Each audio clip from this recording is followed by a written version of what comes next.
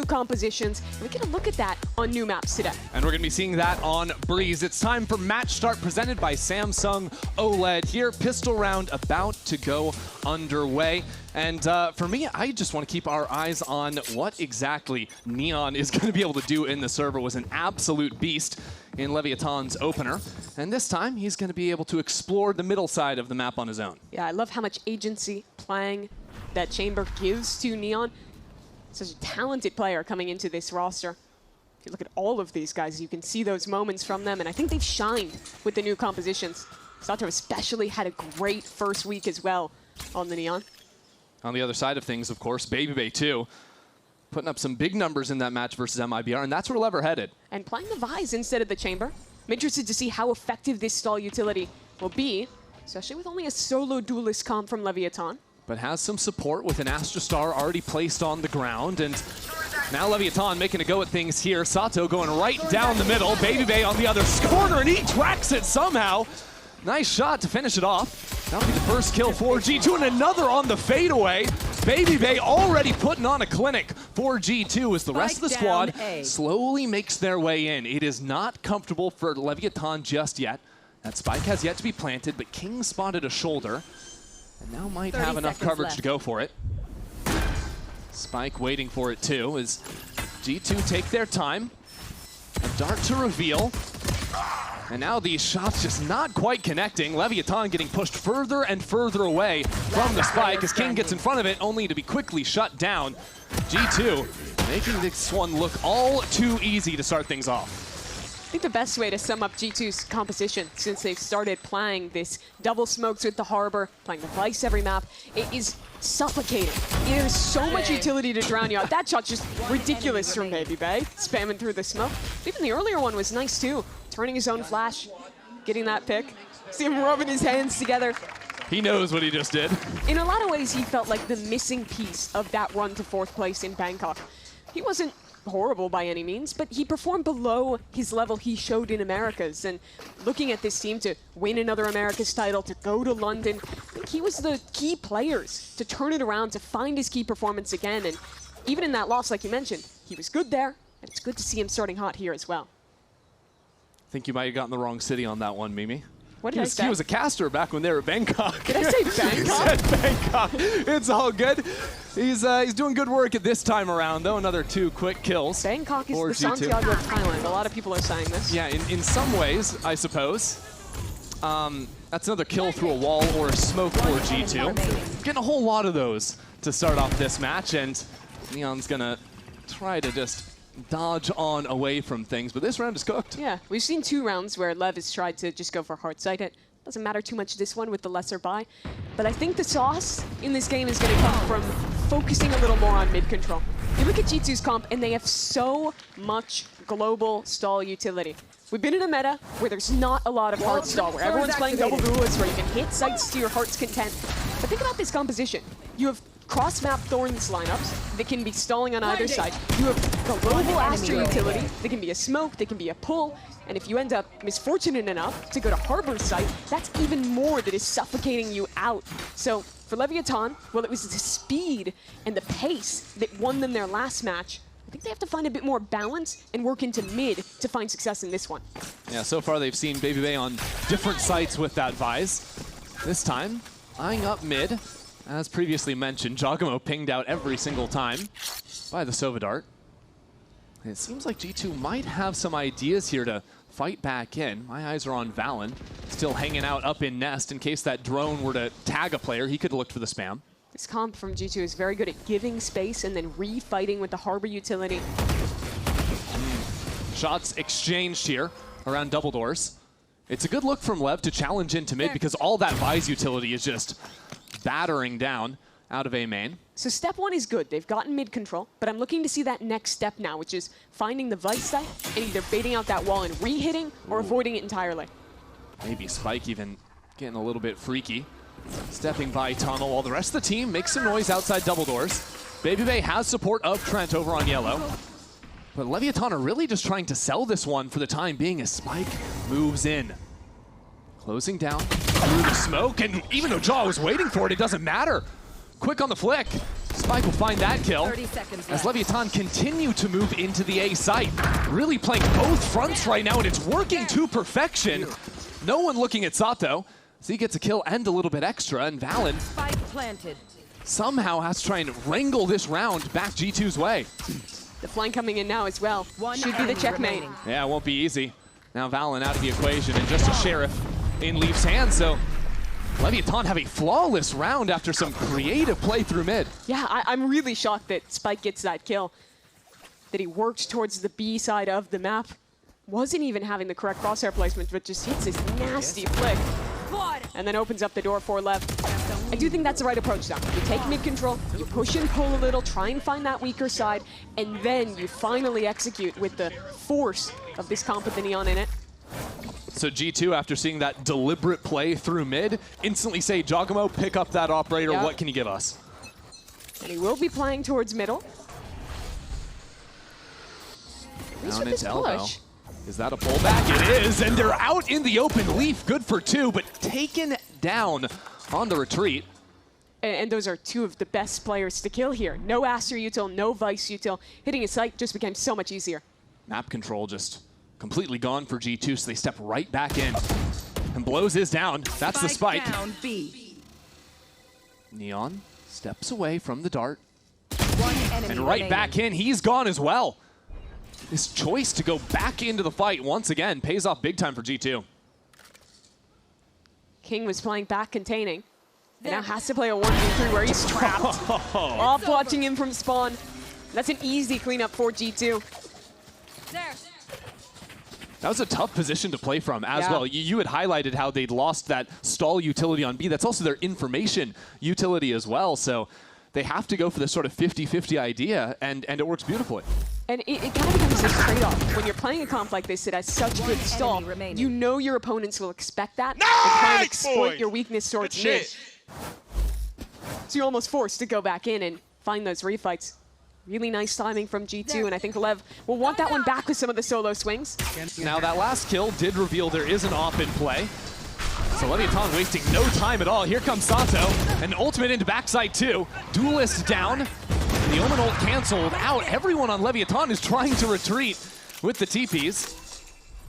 Seems like they've taken so much space, and somehow it is King out in front of the rest of the pack. Finds himself wedged there on side as Neon is good for that one. This round not so simple just yet. Hunter's Fury now trying to push Trent into the crosshair. That combination is pristine. Out from Leviatan. Not over yet as Baby gets a kill down into mid, but that site belongs to Lev. Tough to work back in as well, with Neon still having that op in hand. Leaf is going to attempt to flank, but Lev should be wary of this soon. Spike planted. Interesting too that Baby chooses to leave mid as well. Go back towards his spawn. Recovering it. Taking that back. G2 are taking their time. Approaching on separate angles now. Who's gonna take that first shot? Baby shows his presence, backside, tries to turn ahead and open up the opportunity for Leaf. Can't wait too much longer. There goes Leaf, and he is out. Leviatan still with 3 alive.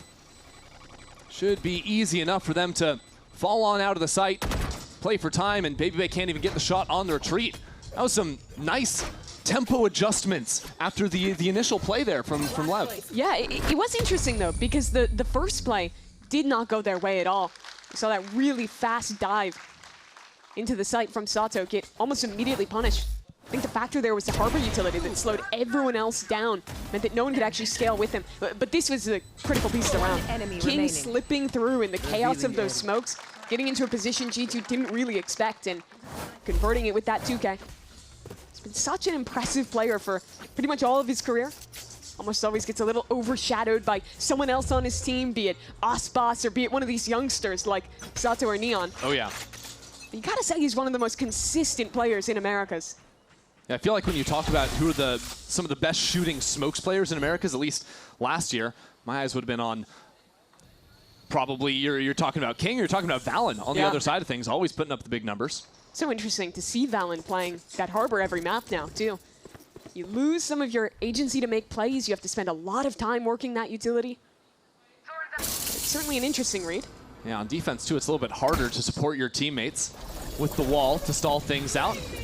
So that's why we've got the Vise over here on the B side. Baby Bay stalls things out with the Steel Garden as King might have found Jogamo. Leon might find a player walking down mid too.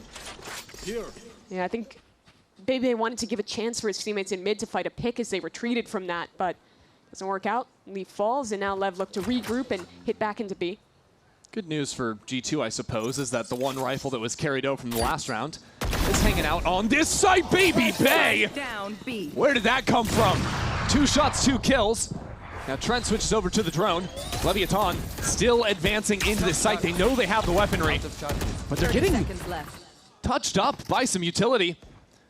And the flank has come in as well. We're down to less than 30 seconds on the clock. Leviatan not comfortable by any stretch of the imagination.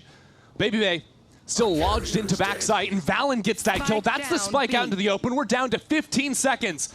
Leviatan have to go now. Can't waste even a moment. And it'll start to fall apart. King searching for the spike, has nowhere to really try and plant this. Tucks around the other side of this box and gets it down somehow. First kill goes his way. King still in this. And Valen will take him out with the Sheriff. Down to the wire. G2 take the round. It's a huge thrifty round for G2 to win. And so much of it comes down to Baby Bay. That 2K, with the one hero weapon they had, was absolutely pivotal. And I doubted the play a little to invest this Vice ult so early. But the time it stalled was massive.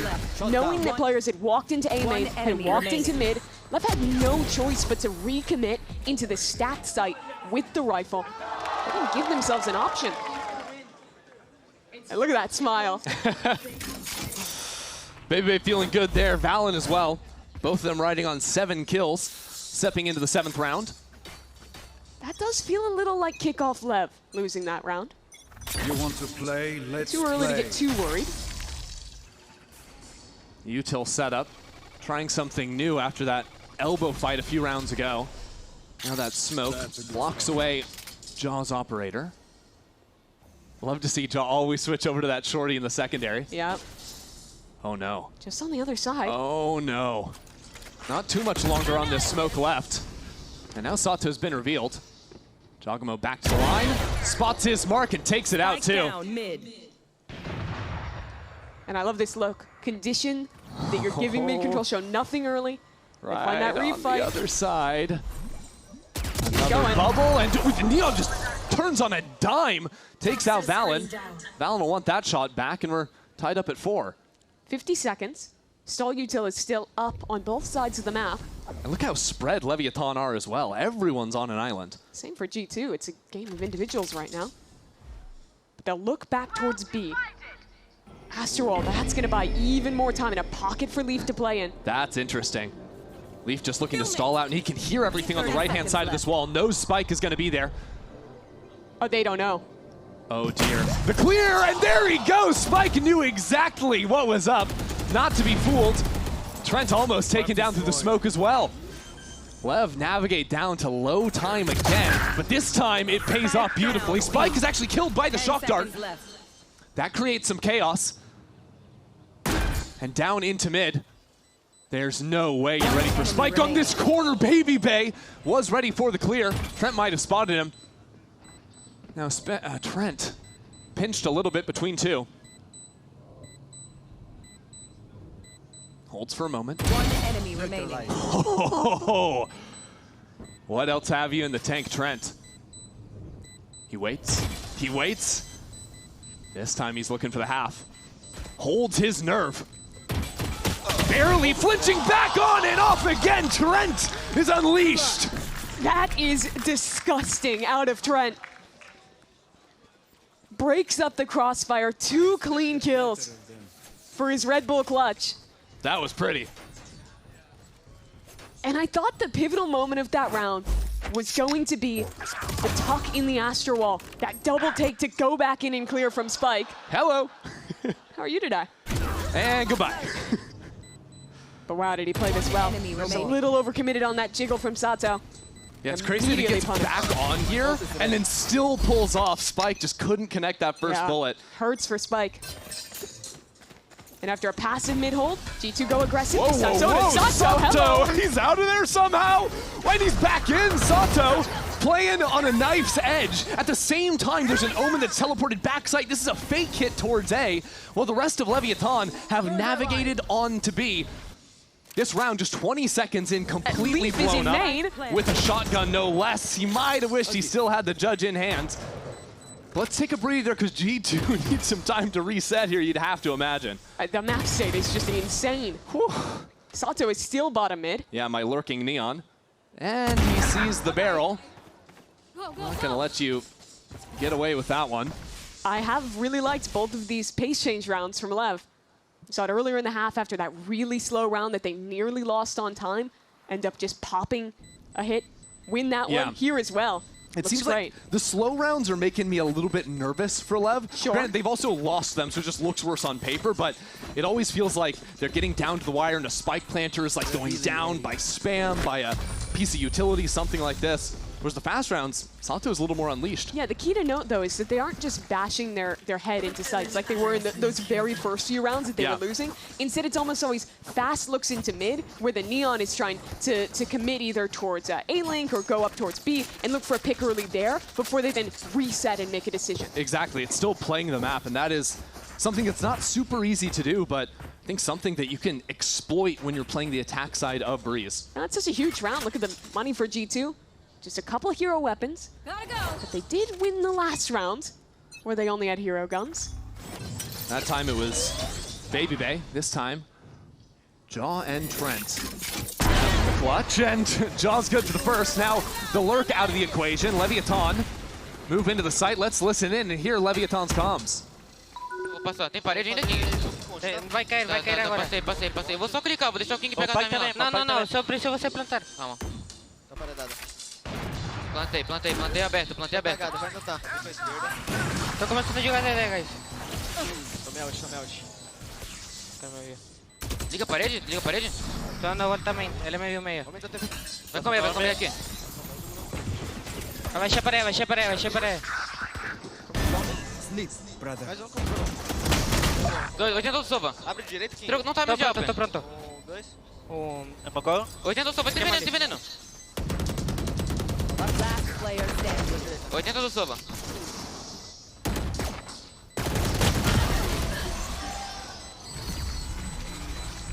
It's interesting, really quiet from Leviathan. I feel like I didn't hear many voices other than King kind of dictating that fight. Obviously, I don't know what he was saying, but Sure, I at could the pick end of up the on- day. Still, that's another hero gun round won by G2. It's that first pick into mid with this operator.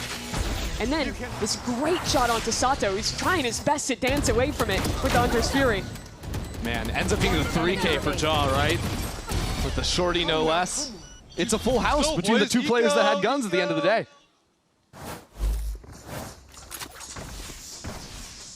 So now with 2 of those rounds lost, this starts to hurt a bit for LEV. Despite doing okay on the rifles, they're at a big deficit. This is that combo play. I think the molly might have been a little bit short. It was intended to head, but regardless, G2 have a few players that could choose to fight around double doors if they wanted to. If I'm watching back this VOD and I'm the next team, I'm telling my players to spam this smoke every round that Jaw has off. Yeah. He loves going into it with the shorty and just holding that angle. It's true. But for now, Leviathan keep it a little bit more quiet. Set up for a 3-2 A split. And the stall utility from G2 is all on the wrong side of the map. This is going to be a tough site to hold on to. It's just going to be off the marksmanship of these players. That first shot goes wide, and G2 are punished for it. Jogamo still into the mix of things yet. And Valen locked into backside. Inching forward from G2, really challenging, looking for the fight. Neon switches over to the pistol for a kill. Another one hits the floor. Leviathan good on that. This round doesn't seem so doable for G2. That's a safe call. How many times this game have we seen Neon looking the wrong direction, looking like he's guaranteed to lose the fight, and then he just turns it around? That shot had to have been wonderful with the Headhunter. And that Headhunter, it pulls out so quickly. Yep. Fastest equipped time of pretty much anything. in Quickest the game. draw in the West. That's the first time we've really seen a site hit where G2 didn't have the util in the right place, right? They had the majority of their pre-play stars over towards B, plus everything with that buys. I think LEV have found a key here with working these splits from mid into A. Had a lot of success there. Yeah, I wonder at what point G2 decide to go back to a fight over mid, because the last time we really saw that was the elbow fight that was kind of a mixed bag until they picked up the round later on. I wouldn't be surprised if they return to it. Or even if they shift this Vice back towards A and try and use some of those thorns to help stall out Link. Well, something tells me a G2 timeout is going to lead to some changes here for the last 2 rounds of the half. Money-wise, it's a little bit awkward for G2. I think they have at least 4 guns if they want it, but definitely digging deep into the pockets now after these rounds have just been traded back and forth. Yeah, I have liked the way that LEV have started to play here. These kind of fast opens with the Neon and then giving a little bit of room for Neon, the player, to slow down and work picks with the operator. He's been having a really great map. Another thing I wonder if G2 could try to exploit is, well, if they know and understand Leviatan keep playing through mid in so many of these rounds, well, how much can they themselves do with an A main walk-up or a B main walk, things like this? Their comp's good for it too with the amount of one-ways they can throw with both Astra and Harbor. Yeah, and what I'm thinking now too with G2 is they don't have money to go into an operator, so if they wanted to run a faster play or let someone off the leash on a lurk like that, it might be a little bit more advisable. Yeah, if they like fight early bottom mid and it's a similar like A split from LEV, being able to like trap play and fight back into it could be interesting. Yeah, the concern is, of course, Neon with the operator in hand, so you're going to want to find him first before you look for something like that. The G2 have sent some early pings into A main. We'll see what the idea is, because Giacomo isn't with the pack right now. He's headed double doors. My other thought is just have Jaw buy a judge at some point and just hold Link. Fair enough. It's 2026. Buy the gun. G2 head into this with 3 guns, and Giacomo is running down through doors. It's a pinch play into A main that Neon was waiting for. A bit of a gamble that Josh tried to cook up there with the timeout. Doesn't pay off to start, and that's just going to open up the floodgate onto this A site. Valen pushed back into the corner now, as it's a nice shot on the Sheriff. Trent is a monster! Finally taken out, but it's a 2-on-2 now. As Leaf steps forward. Heard that teleport. And he goes into outer space at the wrong moment. That sticks Baby Bay now into the 1-on-2. Still Neon has to go back for the spike. How long can he hold his nerve?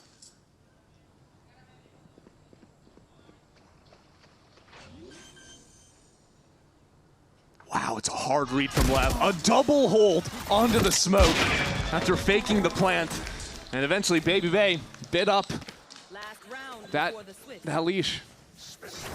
Truly nice shots from Trent to even sell something this round, but you have to rewind earlier. That first kill from Neon, punishing that trap play, that fast split into main with the Neon running down. It's honestly a great read from G2, expecting a hard A main push. But Neon was ready for it. And it's now Lev looking to tie this half up. I'll find them. 5 players just A main ready to go again from Leviatan. Baby Bay has switched his setup over onto this side of the map though. That's been effective at isolating Sato from the rest of his team when they're all stuck behind it. So once again he tries to go in. His feet get nipped at by the thorns. And now Hunter's Fury to guide his path into backside. Leviatan ripped G2 apart. That is devastation as Spike gets a little bit out of control on the teleport. Neon again with these flicks. It's a little bit crazy. Trent's just way out in front of his teammate with Leaf dealing with that TP. But Leviatan are still taking their time. Trying to post Neon up on the angle. They've been super thorough in these post plants. Oh, that's a problem! Trent again for 2. Revealing area. A quick layup, and now he's got the Hunter's Fury as well. On point with his shot. And Leaf into the smoke. That was gorgeous. Can Trent see through walls, man? How is he finding these kills? Just ridiculous stuff from him. His heroics not enough in round 11. But here, a massive step up again I Just feel a like knowing nod. I feel like Leviathan should have won that half like 8-4 or Yes. 9-3 or something, but all of these hero moves out at G2 give them the lead instead. One enemy That remaining. prediction is I so mean, come nice. on. Starts it in the middle, expects him to go to the corner, and then just double spam. Okay. Yeah, all 3 kills behind a smoke. A 13-5 half for Trent. Keeps G2 in the lead, but there's a lot more to play on Breeze.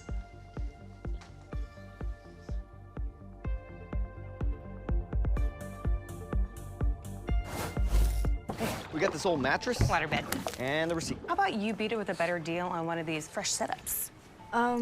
We can't do that. Bring in your AT&T or T-Mobile bill for a better deal today. Guess you're not as cool as Verizon. I'm just gonna leave it.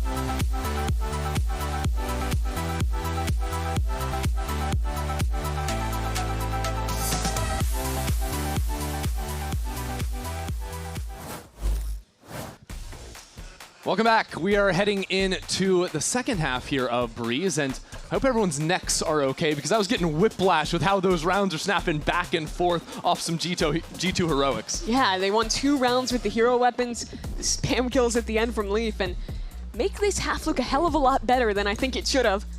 Still, for Leviathan, they played well. I think they adapted into the stall utility G2 had, found some great solutions, and now we get a look at their defense. Especially, I'm excited to see what Neon can do here on the chamber. Yeah, I liked how they were calling a lot of that attack side, but now have to deal against a G2 team who's very good at working the map. On this pistol, not getting too creative just yet, though. 4 players up through A main, and a drone to lead the charge. This comp is scary if it gets in a post plant. So much stall, so much sustain. Yeah, there goes the wall to kick things off, and King is just getting killed through a smoke again. Oh And my it's Trent, word. of course. Yeah, of course. I really, maybe we do check him PC. I'm not quite sure. That's 4 in a row through a smoke. And I suppose Leaf can now go ahead and activate on that lurk. Look for the backstab. G2 doing a good enough job at stalling out the retake. Has primed Leaf for a perfect moment to stab them in the back. Right there. All hell about to break loose as Leaf gets that first one, and Valen will get another. Nice flash, and no bullets left in the tank, but it will be Trent for 3 regardless. Look at how long those smokes lasted. Leviathan was in position to retake, waiting outside for probably 20 seconds. Oh, yeah. And that buys time for the Leaf reflank. That lets G2 set up in the exact crossfires they want. It means when the smokes finally drop, there's also a Vise flash in your face and a well set up fight from them. It's just such a tough comp to play into, and Trent just having a good time with it. Might be the luckiest man in the world Yeah, today. I mean, why not? 16 and 5 at But the let's be moment. real, only like 9 of those are honest kills. Oh, yeah, no, I never said anything about it was honest, but a kill's a kill at the end of the day. What it's done is set up G2 nicely, try and run away with things here. Leviathan have that 4-stack over towards A, and I think G2 now have that read. A little bit funky on that wall, going up into B, and, well, they've got themselves a site. Yeah, it is interesting to see the little variant there, but look at all the util that's going up in the post plant. I want to focus on it in a less chaotic round. There's thorns in the open. There's 2 stars getting placed around that area as well. So if you want to refight in, there's going to be a neon in your face in the smoke. There's going to be thorns Yep. late round. Oh, and by the way, Leaf's going to be flanking you. Yeah, that's always going to be a factor. There's always going to be a 1 star remaining to pull you off the spike defuse even if you were to win out in the retake. Luckily, none of that matters if you just want to die to the spike. How many does Leaf allow to go to the grave? He's going to allow all 4. Very kind. What a generous soul. Not ready yet. Yeah, you know, you're talking a lot about the utility that G2 have. I think Yes. one of the things that made me a little bit dubious of the Vise pick is on a map like Breeze in particular is how wide a lot of the spaces are to put down the thorns and try to stall out. But when you have all of these orb smokes that you can place in new angles, you can actually tighten a lot of those chokes around Pillar or around the pyramids over towards A, drop down your thorns right around those, and all of a sudden you're just playing a normal map. Yeah, and also since the map changes that happened a while ago, a lot of those lanes have been shrunk down as well. The Pillars angle you bring up, for example, is smaller than it used to be. It's the same to be said with some of these other fights that we were highlighting on defense. So G2 sit at 9-5 now. I believe Leaf did upgrade into a Vandal. And G2 just wasted no time at all at the start here. Challenging over towards B main, but really waiting to see if Leviatan are going to take some space into mid. Babybay's playing all the way back towards his own spawn. See if that ever comes to fruit. I think a lot of this half is going to be trying to apply that pressure and pull out aggression from the Neon or from the Chamber out of Leviatan. Those 2 players that want to get active, get posted on extremities to help with that information game. Especially when they're playing a comp that has far less stall utility to hard hold sites. It's all the more important to have those proactive extremities that allow faster rotates. So G2 are going to take their time. Ah, yes, we just got our orb back ready to go. Time for G2 to work into the site. Still 2 players stuck back here. Giacomo advancing with the judge, but it's hard to go much further than this. The fight on Neon is good for it. That's a gun if he can move a little bit further forward. Leviatan quick to get back in here as well as a slide into the corner. Sato's got a judge of his own. Leviatan might have gotten back into the site, but G2 are playing largely off of it, apart from Valen.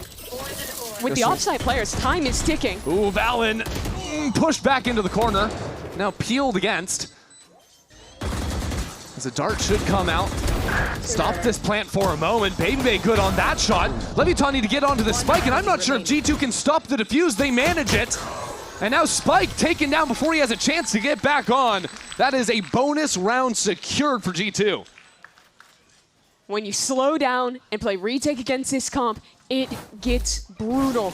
They have so many tools up in your face.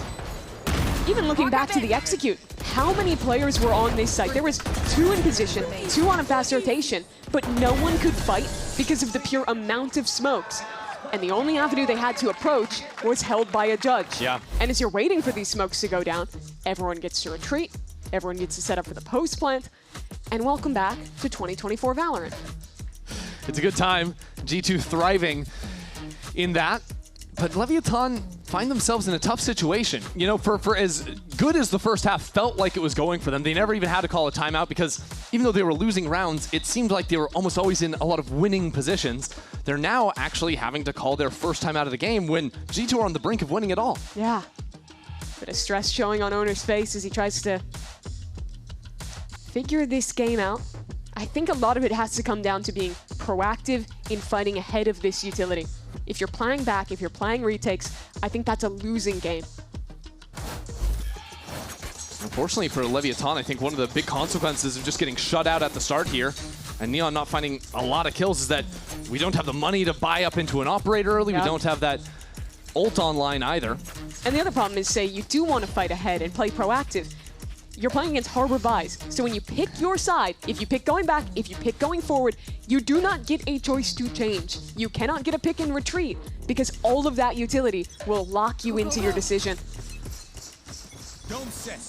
It can be frustrating, as it has already been proved for Leviatan.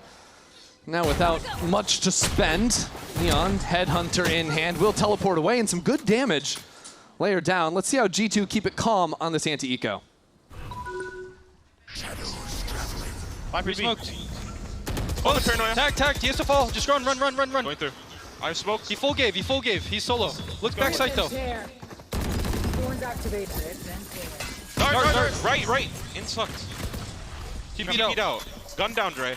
Don't grab it. It's fine. Was plant trying to fight right a bit? Johnny ready. I can't No break. place. I'll break. Planning. I can't break. I don't see it. Tag me. They're trying to scale up. early, Wall Dre. Dre. Thorn's Tag. left. I have stun still. Okay, stun you guys slant when no smoke fades, okay? Left side. They're all going right. I have stun slant, you're good. Fight left. Bricks. Bricks. Last player standing. Nice one. T. I'll whip. Don't worry about it, All boys. good, boys. Well, they kept it calm, but that didn't lead to a round win for G2. Leviatan just blitzed their way in there. A good kill on the entry and can finally capture some of that thrifty magic that G2 had all for the first half. Yeah, it's really nice to see. I like that they're taking the risk to try and get this early pick. Spike was excellent on LEV, who, He turned around to break the dart. yeah. No one able to see that for him. I think you even heard that in the comms. And that's a nice shooting from Lev. That's a massive round to get them back into this game. G2 still have a bye, though, and Trent has the Hunter's Fury, which has been a massive issue for Leviatan so far. Yeah, Trent in general has really been that problem.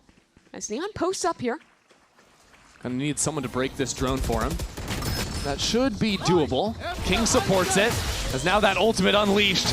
Neon waiting in the corner, and he's here for it. Gets some big damage down onto Jogamo before teleporting to the other side. 1 for 1 at the present, and G2 might have ideas to abandon this A site. Look in mid.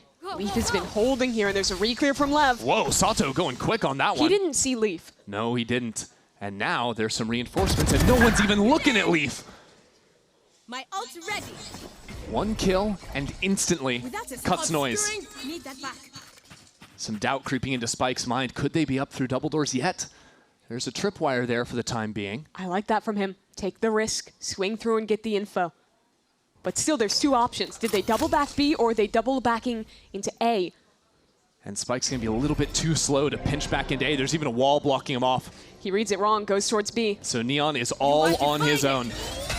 To stop G2 from advancing to 11, he's gonna need something, but he can't do it. Teleports away, chipped at. Now repositions. Spike TP's past the wall. This flank is big. It's a very fast timing. Baby Bay is waiting for it. Ready just in case. This fight could be everything, and it's massive for Leviatan. Spike repositions quickly, and as the walls come down, it is about to go down. Leviatan need to act, need to do something. On the other side of this, it's G2 all the way. Spike abandoned. 1 on 3. That's the first. Needs to keep charging forward, sees them both, but he switches the wrong time, and Trent will seal the deal. Pivotal piece of that round was Leaf's fight in mid. Tucking in, Sato goes for the jump peek to re-clear, but just not quite deep enough to catch him. And Leaf continues to be a problem, even later into the round. Low on health doesn't matter when he's the man on that flank angle. And another round that is so close, that could have been won. But it comes down to the wire, and G2 takes it. The potential salvation for Lev, being that Neon finally has the operator. He's in mid right now. And G2 aren't showing really anything at the start of this round. With the way G2 have been playing, though, I think it's going to be difficult to get value with this operator. You have to be very aggressive, basically face into utility. G2 just have so many tools, pullback stars, drones, harbor utility, to block you off or push you off. Only now do G2 make a go at anything. Moving back to A main. They've got a drone to push Spike off the line. Choose for the dart instead. Keeping things fluid and how they scale up into A main, and that's some great damage on Spike. Valen expects a rewalk into mid, similar to what Leaf caught last round. This makes me a little nervous. G2 are taking their sweet time. Feign B, re-hit A. Looks to be the call. And I'm looking at Sato with a judge and an ult. He could activate quickly to pinch back into B, but the Spike has hung out on A. G2 trying to make an honest fake here. over on B. But it's not a good sell. 20 seconds left and already onto the A site. Spike already low from that earlier exchange. And on the other side, it doesn't even matter. Spike gets that kill and is still alive down to 10 seconds. He upgrades. Spike tries to save this round, but it won't happen. It'll all fall down onto Sato, but he'll fall first. G2 on map point. Excellent push-pull that round from G2. The early pressure heavy on A.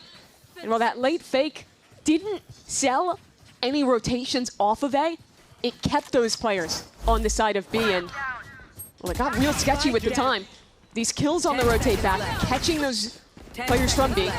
And Jaw making some great decisions in his pathing, going through his wall, making it sound like he was going to go back the other way. And I don't know if they have any place to talk about random kills this game. No, I'm for not what sure. Trent is doing. It's a tough one. Well, Sato, he's just into A main. This is the new approach for Leviathan. If you lose the slow round to G2, don't even give it to him. Take some space against and force G2 to come up with an answer on the fly. See how much value just these pullback stars are getting. Force them all the way back. Jogamo finds himself in a very interesting position. Isolate from the team, tried to call in maybe a dart to try and break something, but there is still a tripwire on the ground in front of him. Yeah, I couldn't tell if he was quite in range to hear the buzz. I think he should have been. G2, under a minute now. Certainly hears it now. But by not breaking the strip and calling his teammates back into main, means that they could pop a split into B with him approaching far faster than Leviathan are ready for. Well, here we go. That's a reckoning hurled over towards the A site. Again, G2 trying some fake ideas. As with 30 seconds left, it's a reposition. Spike is joining the fight on B.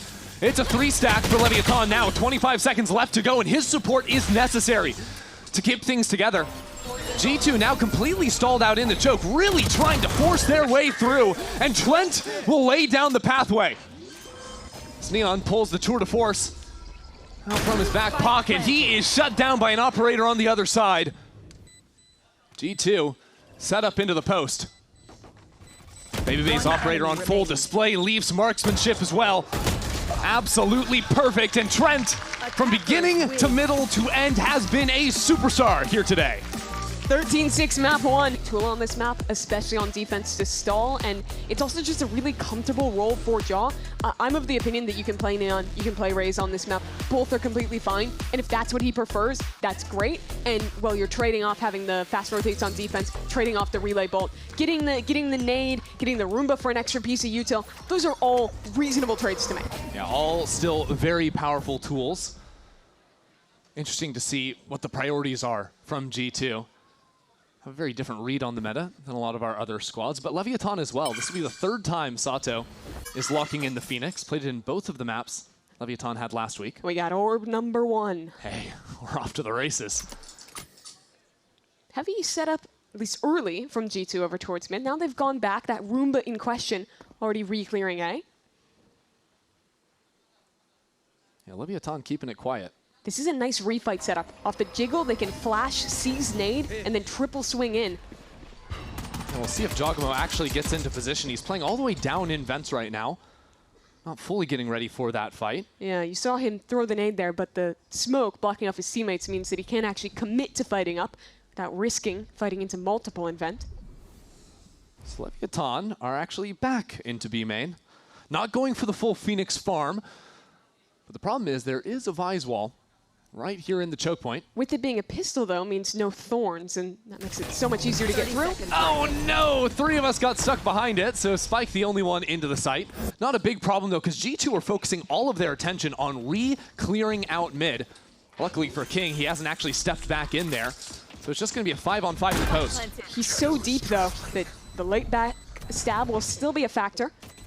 And the paranoia in Neon's hand, too, because Leviathan didn't have to use much to actually hit this site.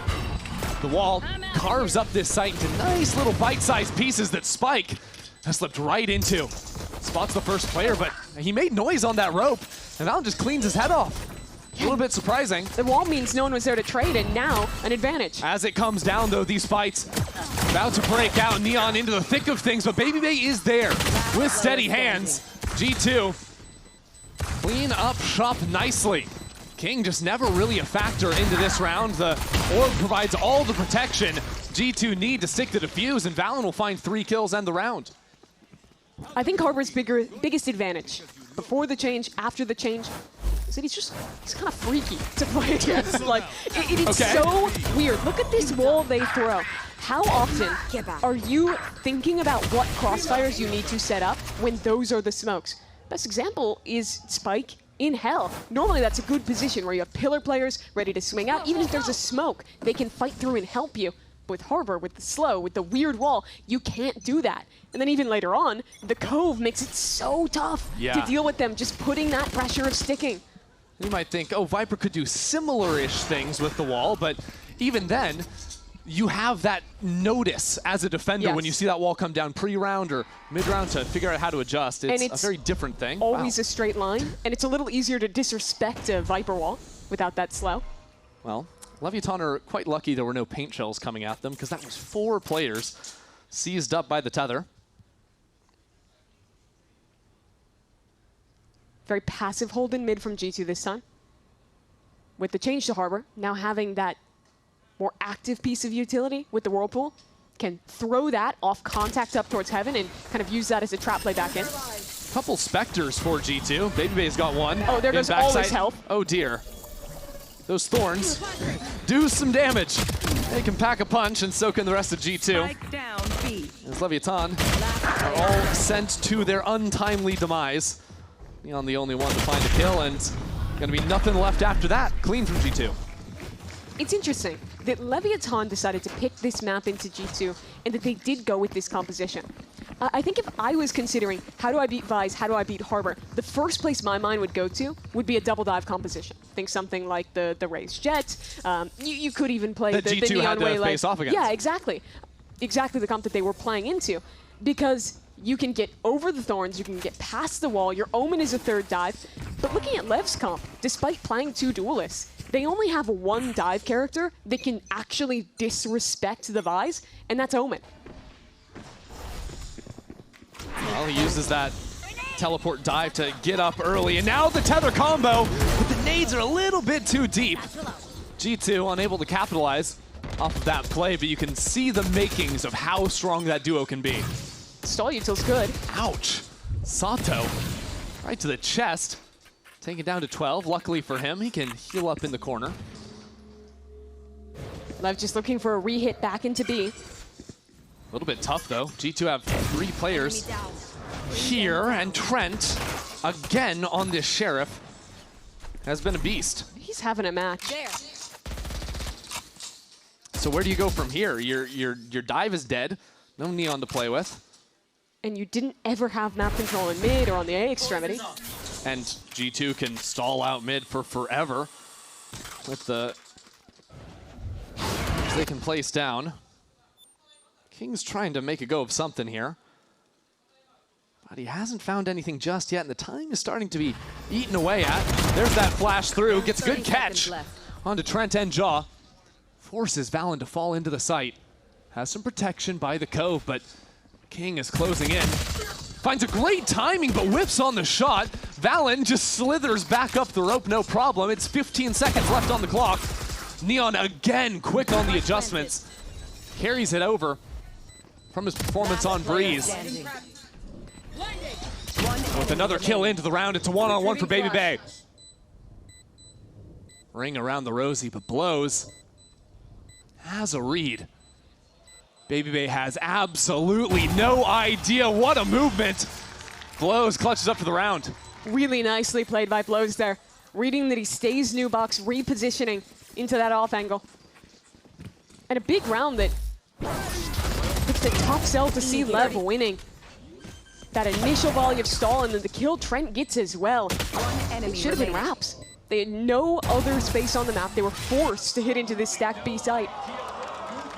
But this time, it's the Lev individuals making the difference. This one. That was a bit more absent, map 1. That it was.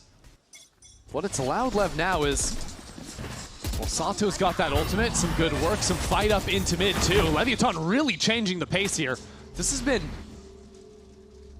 common in their calling. Slower rounds into the quick, constantly keeping G2 on their toes. And now this is better map control. Whoa. King walked up though. 2 players here. Interesting harbor wall. Slicing through vents, and oh my word, King tries to hold it down for 2. Just an even trade at the end of the day. But that flash through the wall. Sato is sent packing, but now Trent out into the open, still gets one on the return. Jogamo steps in to take his place, holding it down for another. Mayhem in Mail will allow Lev eventually to retreat onto the site. Reckoning gives them no time to really consider their options though. As G2 link up back towards Hall. And the spike plant resets the round. No Yuta. This has to be a heroic round from Valen. The cover falls. 1 enemy remaining. And Baby Bay right on the other side. Enemy remaining. Another duel. Has Cove now. But Neon's into it. Takes a perfect timing. Second guesses. Again into a corner that's unexpected. Again! G2 looking the wrong way. The Red Bull clutch from Neon. Great repositions in 2 back-to-back late round clutches. This time a Red Bull clutch out of Neon. Plays it real nicely there in what ended up being a 1-on-2. It's crazy that G2 even turned this round. The fighting from Trent and Jar respectively up towards heaven. Poor Valen just ragdolled there off a clean shot. And that's a reset on the G2 economy. From being a player away from losing their bonus, Lev now in a great spot. That they are. Again with this B main control. Leviatan have seen the Vi setup here often enough that might just want to break that to start off the round. Start working towards Sato's ult once more. I really like this idea of just playing B main at round start over and over. Because this G2 comp doesn't really want to fight up super aggressively in that area. But this harbor wall has created a big question in the middle of the map for Lev. And G2, after creating that question mark, they want to solve one of their own. Ooh. Let's re-clear B main. It's so fluid, this calling from Valen. Between his utility and stepping back into B main, now pushing back the player with the Prowler. They do show 3 with that flash, with the harbor. Both teams and this now push Lev and wants pull. to re-clear. That's really cute. Lev seem to have gotten the right read on this. G2 have already begun the shift onto A. This calling is nice. An absolute mind game between our IGLs now. And yet that flash left in B main will give some amount of intel towards G2. At this point though, they have to commit to the gamble they've gone for. And that will mean full-on even numbers for the post plant. And Lev are taking proactive space off that. Already fighting up towards spawn. Now G2 dominated Lev in the post plants back on Breeze. But now 2 rounds in a row for Lev and far superior weaponry, as well as this advanced position into halls. It sets up Leviatan nicely in this post plant. G2 hoping a fight will come their way sooner rather than later. As now the bombardment of utility lands itself into the site, but right into the waiting arms of Leviatan. A 3K for Neon, and Leviatan take 3 for themselves in this map. It's a really interesting round from both sides there. Constant back and forth on that push and pull. Lev make a great read at the end. Hearing 3 players re-clearing B main, but catching nothing. They would rotate away and switch their strong side.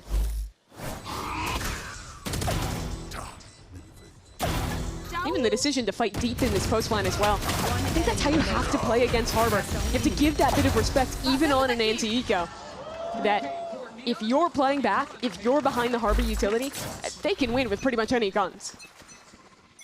Well, we are heading into probably the biggest round of the half for G2. A must-win for them with 3 major ultimates, and Leviatan are just seizing the reins themselves. Look at Spike move all the way up ramps and behind now this mid player.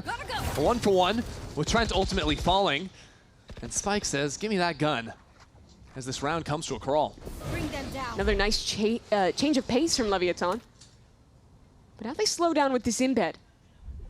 And that was one of the 3 critical ults G2 have now lost in Trent's hands.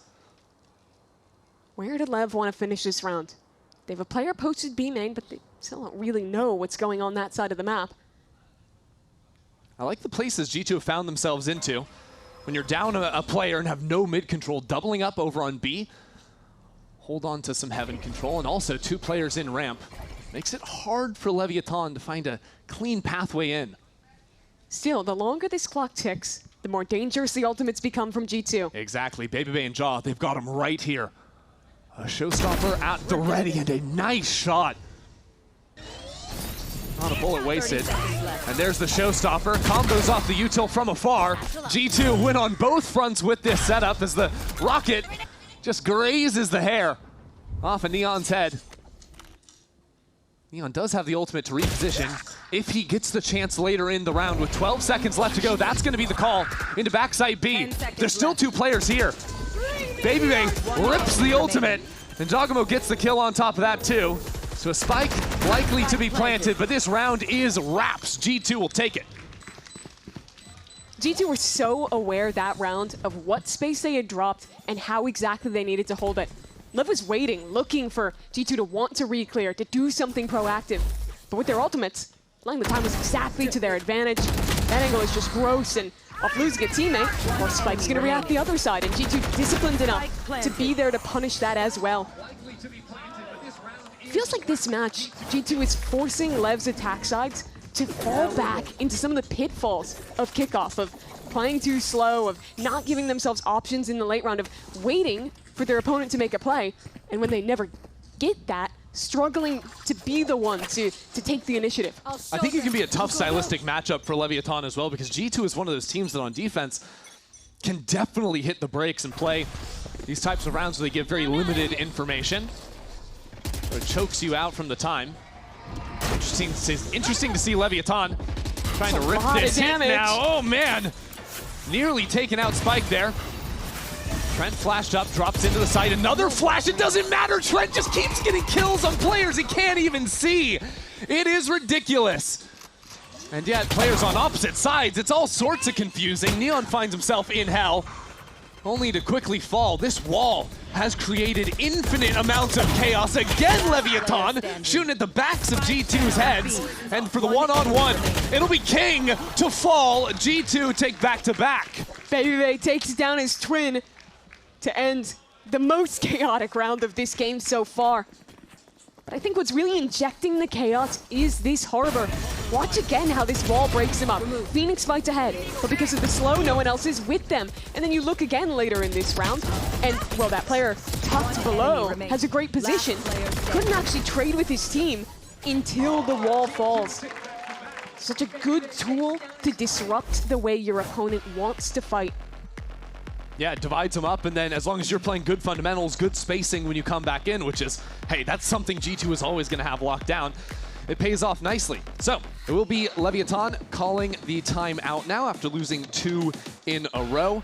Money is not looking great for them, but what do you think they could try to be looking at here in a timeout like this? I really liked the round where they went fast early A ramp and got an embed into vents. Yeah. I think I want to see them showing more start of round fast plays to get their Neon somewhere aggressive and then freeze. But I think what's missing is that next layer where they're going and taking another part of the map off the pressure of that embed. Exactly, because a lot of these rounds that start with the B main control, they show that presence and then they cut, and it's like, we could be anywhere, but they're not really anywhere. They're kind of playing on their side of the map. Those embeds are good. Yeah, they've never conditioned G2 to expect someone to be actively lurking up into A, someone proactively rewalking into mid. So G2 doesn't really feel super worried about those plays, and is instead willing to set up the way they did in that round that LEV lost to time, where they just hold and say, hey guys, we have all the info we want. We'll wait.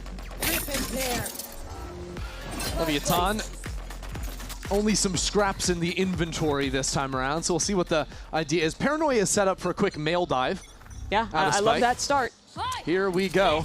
Some trouble abound for Trent, who is blinded up, and nice on the laser. Spike opens up to sight. Forget the embed, it's just a full-on hit, but Jogamo quick on the heels. Back and forth, King has the other side covered. Has his teammate 6, and now can turn and deal with Baby Bay in mid. Spike planted.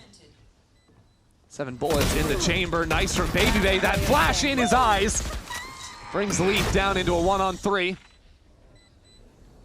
Thrifty rounds have been tough for our teams to contain so far in this series. That they have. This one looks to be no exception. I think that's a great change-up from Leviathan. They've been pretty cautious about the way they've approached mid thus far. Hello. Leaf will go down. I think the biggest reason is just the pure amount of stall that G2 have there. They can be constantly refreshing with double smokes. They could have thorns there. But I think the decision to just send it early and go for a play like this, punish that initiator that is so often up towards heaven. It's a great call. And I think that goes back kind of to what we were discussing in the timeout, where these early starts where they go for aggressive plays are really effective. Where the problems are is converting that space into a win. Here they got kills off of it, and that's awesome, right? That's just your round one off the initial play. But what I'm looking for is in the rounds where they're not getting picks on those initial plays, how they then convert that into a win. Exactly. Whenever G2 aren't actually in that position and they don't get that early kill, that makes things a whole lot more challenging. It's also going to be the goal for G2, calling their own timeout after mixed success this half. Such an interesting game this has been so far. I've loved to watch just this matchup of styles where Lev is having to figure out how to deal with this harbor throughout, where G2 as well has been having to take some of their learnings from losing to a double duelist team in week 1 on this very map. Interesting. Looked like some back and forth there between Josh and someone else on the team. It's a really vocal team, G2. Definitely. A lot of ideas being kicked around there, and especially when there's so many different things that Leviathan have showed you. Their default's pretty similar with that B main hit, but those fast looks, there's a lot of different elements to consider. And I think that's what's scary, that constant threat of them going for a pretty quick open, getting punished the way you did in round 8. Good news for Lev is it's an eco for G2, and they only have a couple ults. So let's just close it out cleanly. There's been too many eco rounds lost this series. Yeah, let's just do it cleanly. Why not? Yeah. Should be easy enough. Leviathan back to basics with the B main control. Except this time, just the bait out of the wall. King has been so passive when he's playing the Extremity. I remember a lot of previous games when he plays the Viper on this map where he'd be really proactive in the way that he's lurking and the timings he's taking. So far this game, we haven't really seen that on display. Yeah, Leviathan have operated with the pack moves first, and then a lurk can come in after a pretty significant delay.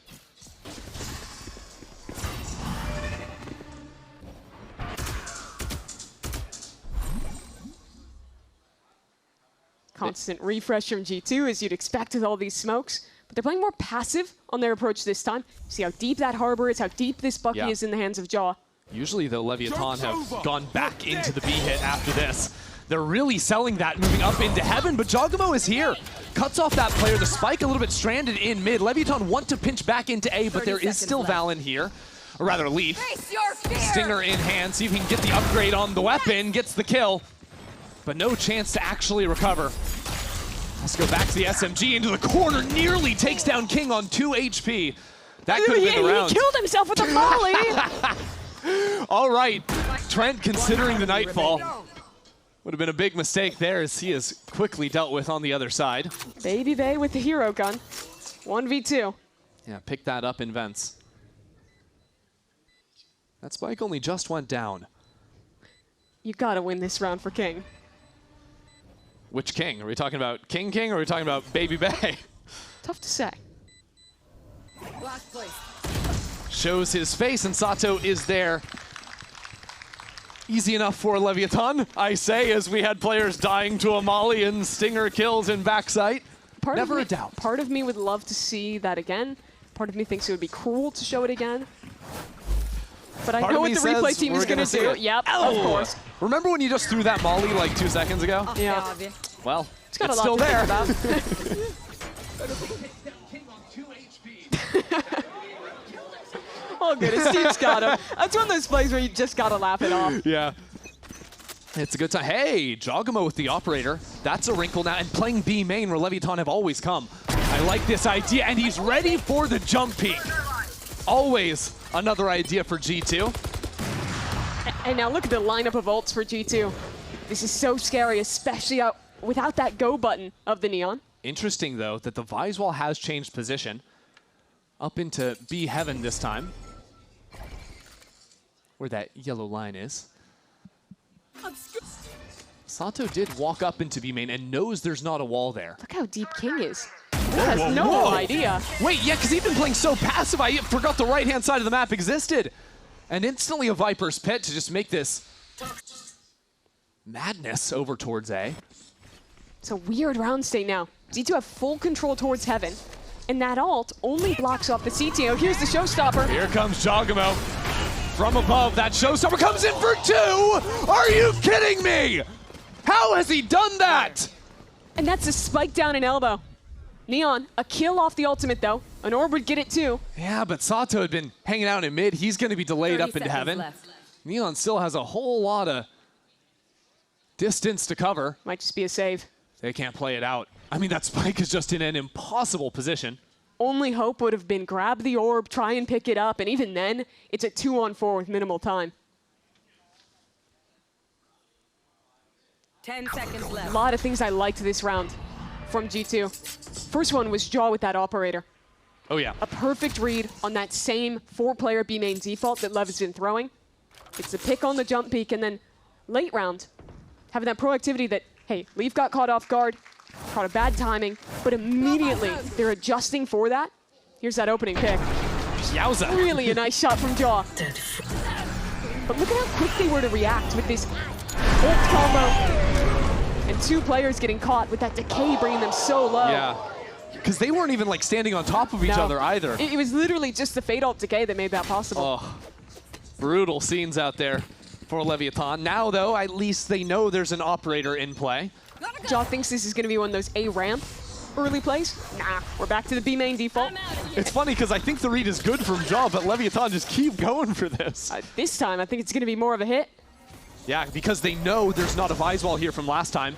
That C's, though, still quite good, keeping them at bay for the time being. Valen, a problem for Leviathan. Trent dials in on that player backside. The rest of G2 are here. I mean, what do Leviathan do from here? They're trying to work forward. That's going to be 2 kills, but they're so low when the dust settles, when it clears. A 2-on-2 now. Jaw still has nade, and Spike's the one with, well, the spike. Gets the plant down. No, he doesn't! Splattered in the attempt. King has 45 seconds. All the time in the world to navigate this situation. But no one's showing up on his screen. So disciplined from G2. Especially now as these fakes become obvious. Now has to run back and commit into this one. G2 could be anywhere now. And they're right inside of the walls. Right there is Leaf to take this round G2's way. Leaf reads that so well. Knowing the first couple taps are going to be fakes, letting that time tick, and then contacting up in the perfect moment. It's a great round win for G2, and another highlight of just how oppressive the stall util is here. Watch the map where that Viper rotating in late could just never get out through the Harbor utility, even as his team was just getting executed on site. Can I have 10 seconds for like a complete off-topic point? Fire away, go. How are we allowed to have a player called Spike? Well, there's a Spike in the game, and a player called Neon. Well, there's a Neon in the game, but they play Neon every map, and he doesn't play Neon. That's a great question. That's actually a phenomenal question. I think if you have the name Neon, it's like you're playing under streamer mode and you have to lock in the Neon to make it make sense. Yes. Because it just doesn't make sense. Okay. Do you think Leviatan's talking about this? No, I don't. No, what do you think they're talking about? I think that they are talking about that probably it's time to move away from just slamming the B main hits. And I honestly bring up the same idea that I was talking about before. What shocked you? What shocked me is I just realized that's Leviatan's second timeout of the half in a 6-5 game going into the last round of the half. They're banking so much on winning this round that they're like, yeah, we don't even want to talk about defense. It's interesting. Very interesting. You see the double timeout happen when it's going real you're bad. getting killed out there, but these rounds are virtually all coming down to the wire. Like, think about so many of the rounds Leviatan won through clutches, now G2. But after slamming B so many times, they'll look back towards A. Remember, Jaw had a read that there would be an A ramps dive 2 rounds ago.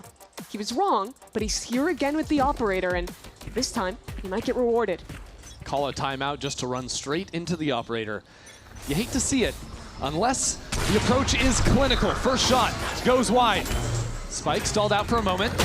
And whoa, whoa, whoa, Jogamo is satcheling towards an ulting Omen. What on earth is going on? This run is just ridiculous as Sato now finds his way down into the vents. Leviatan up a man, now up 2. That's a 3K He for accidentally Sato. grabbed the rope. Fallon's re-walking in now. Sato's holding That's another. a 4th. Sato on for the ace. Even has the run it back to try and hunt down this last member. But hey, I guess the timeout paid off when it all clears away. Just an insane route that they cooked up there. Here we go, Sato, what can you find? I mean, come on, Trent. Let's give him a chance, go for the duel. Oh, come on. He will have seen him with that.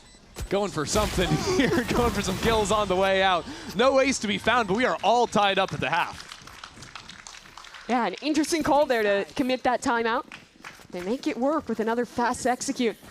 Really close back and forth game here yet again. Look at this play. He's getting prowlered. He's nearsighted, can't hear anything. Satcheling with a short Watching it from the other perspective is so funny. Just flying in as Sato is killing his teammate.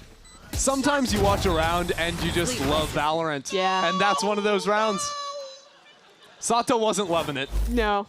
But you might love some more Valorant on the other side of this break. Wow.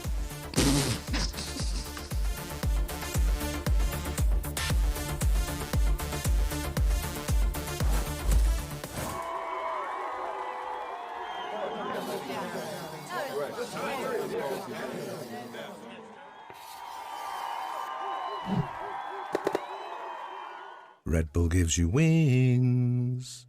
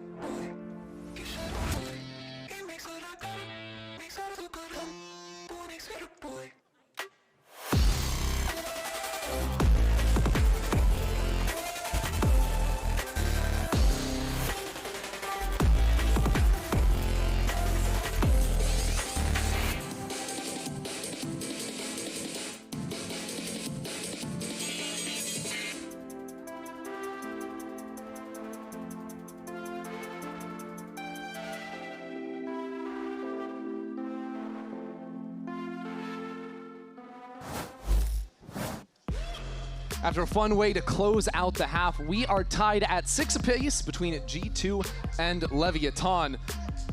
Honestly, I'm just still reveling in that moment a little bit, Mimi. That was a good time. The last round of the half? Yeah, but now I gotta get past it. Coaches have had their chances to talk to their teams. For the last time, Leviatan's gonna have that chance. No more timeout buttons left on that side of the camp.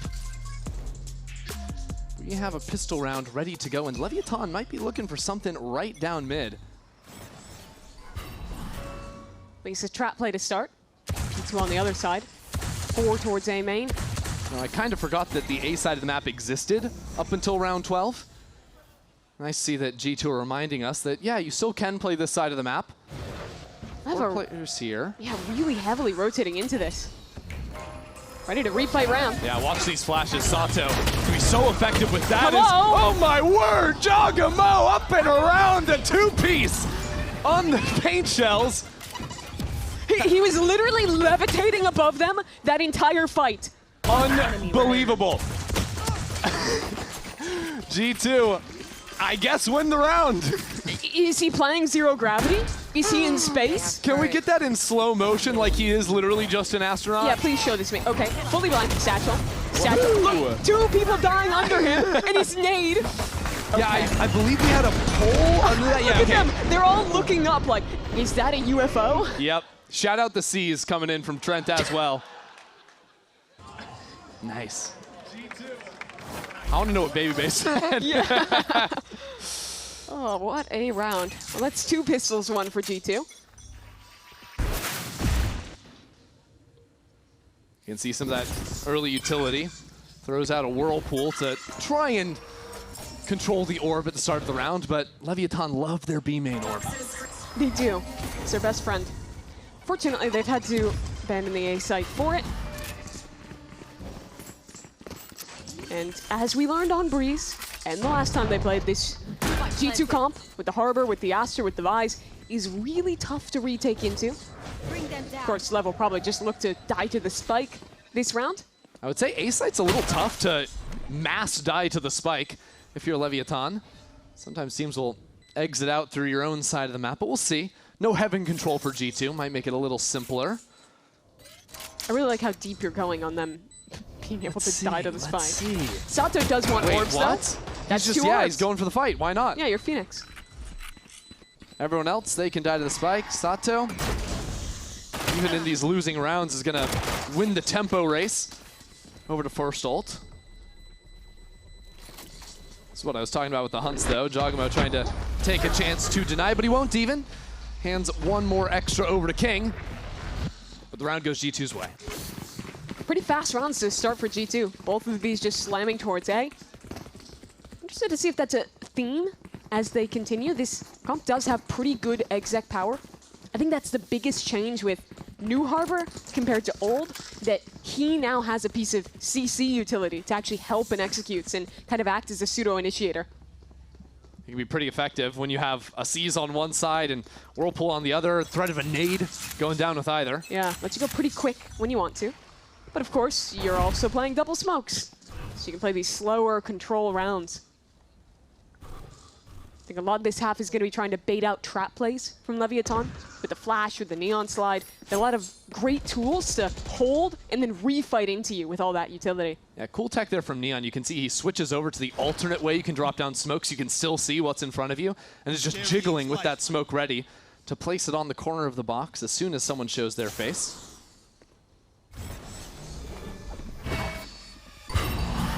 G2 now make their step. Haunt catches on to Neon. G2 Neon. are going to regret this if they keep moving forward into vents, I fear. That's a judge. And they regret it instantly. Okay, Spike pulled off on the last shot, so Leaf will get the kill. That just blows things up now. Although, this guy's a little bit on his own over towards A. Good first shot to connect. And now support in the form of Sato has made its way back into screens. G2 going on a reconnaissance mission, considering their options back into defense spawn. But that is just not going to work at all. Leviatan only lose the 1 in the round. Yeah, keep it a 1-round game here. Make it look pretty clean on that anti-eco. I'm interested if Lev has more aggressive defensive rounds cooked up. I think, like I was mentioning before, it's not just like the mid trap plays, but re-clears into mains I think are super good with this kind of composition. So I want to see how active they really want to get on this attack side. Yeah. Like, do you think it would be good when you're playing into this Harbor comp where you really don't want to play retake against it? Sure, sure. You're probably not just like full sprinting at them like you might see with like other Neon comps, but with the Phoenix popping out from behind a corner of a wall or behind some smokes can be really effective just off of good timing or info. And so often you'll see those two players holding hands where the Neon can jiggle, Phoenix flashes, and then you slide and you get a great double swing. I mean, look at them over in A Heaven right now, having the time of their lives. Even have Blows getting in on the action on that side of the map with the Prowler. Get him.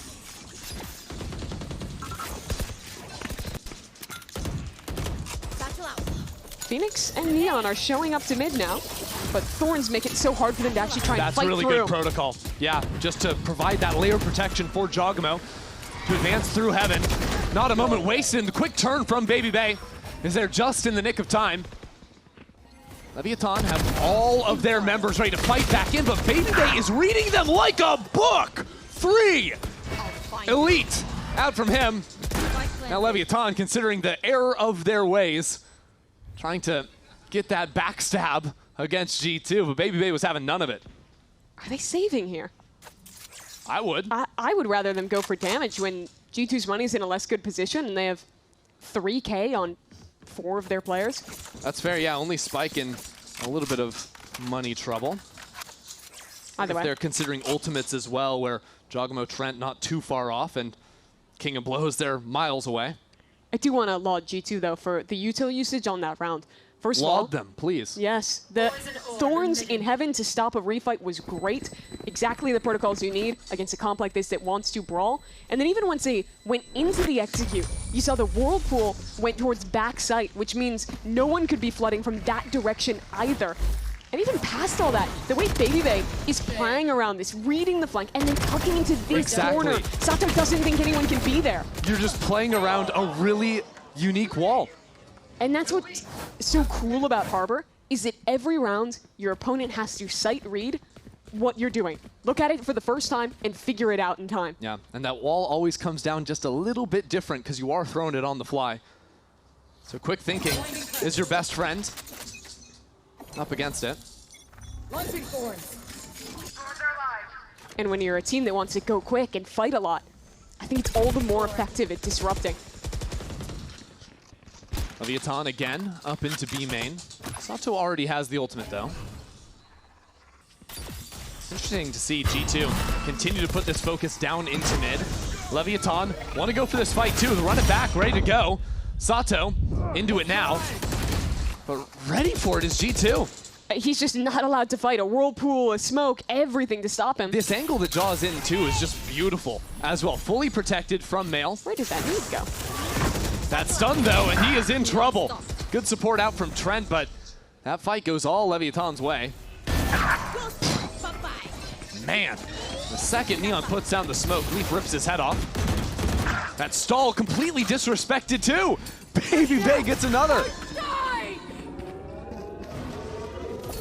Lev's last 2 players are completely separated here. Blows towards spawn. King working a long reflank. Spike plant unlocks the Nightfall. Confirms only 1 is CT. And the high-low ready to go. Back towards B main. As it blows, creeps ever onward. These positions are really nice. Good trade out of Baby Bay. Patient with it as well. Out into the corner, Baby Bay's looking the wrong way! Thought King had slipped out, but King had held his ground. Calm, cool, collected for the IGL. King gets his revenge in that one-on-one that he lost earlier in this game. Not sure what timing Baby Bay thought he could have had there. My ultimate Plays to King's advantage. 1 enemy remaining. Last player standing. Really nicely done by him, taking that timing to very early get out on the site.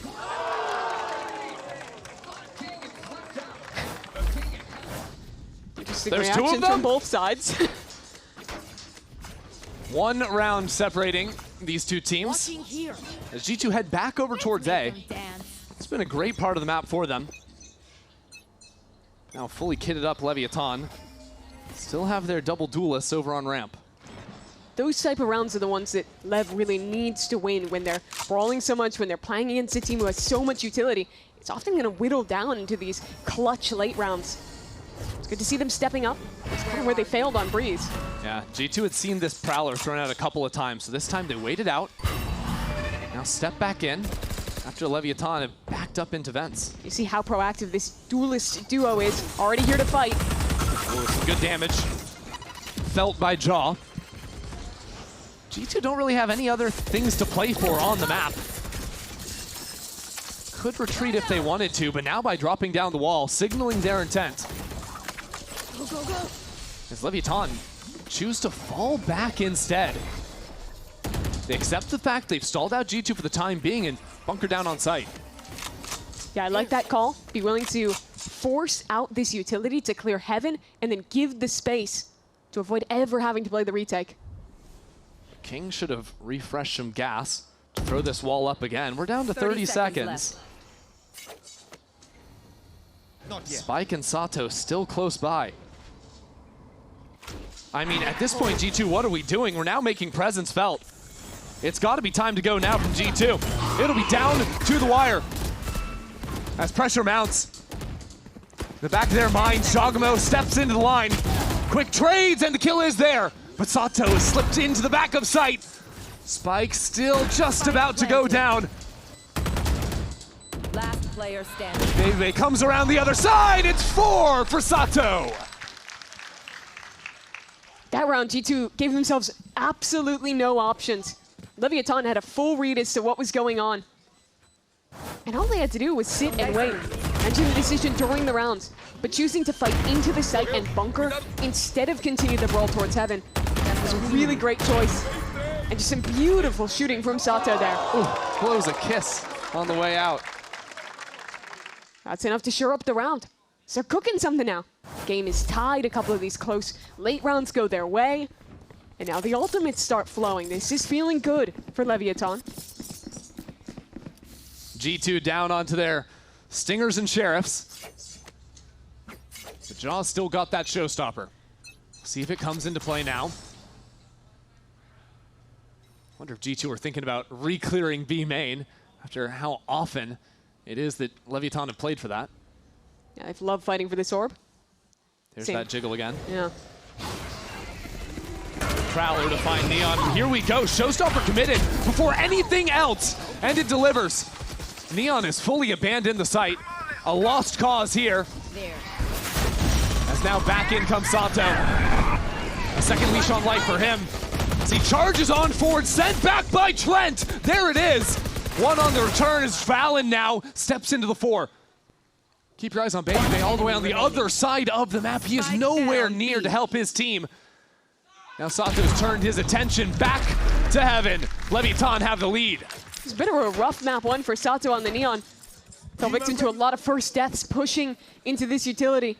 But here, it has really been good out of him. 18 and 12 right now. It's so impactful on these retakes. This is a 4-on-5 for Lev to try and solve.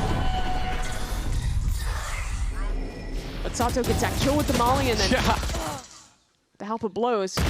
Very aware. That's where these last couple players would be. Trent not liking that round after getting a few nice shots to be taken out in the manner he was. So that'll be our last time out here spent by G2 after they lose the lead for the first time since round 6. Yeah, it has been a game that was in their control. Remember, this is G2 who won double pistol.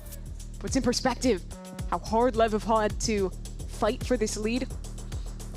I would like to see G2 put a little more attention back into mid.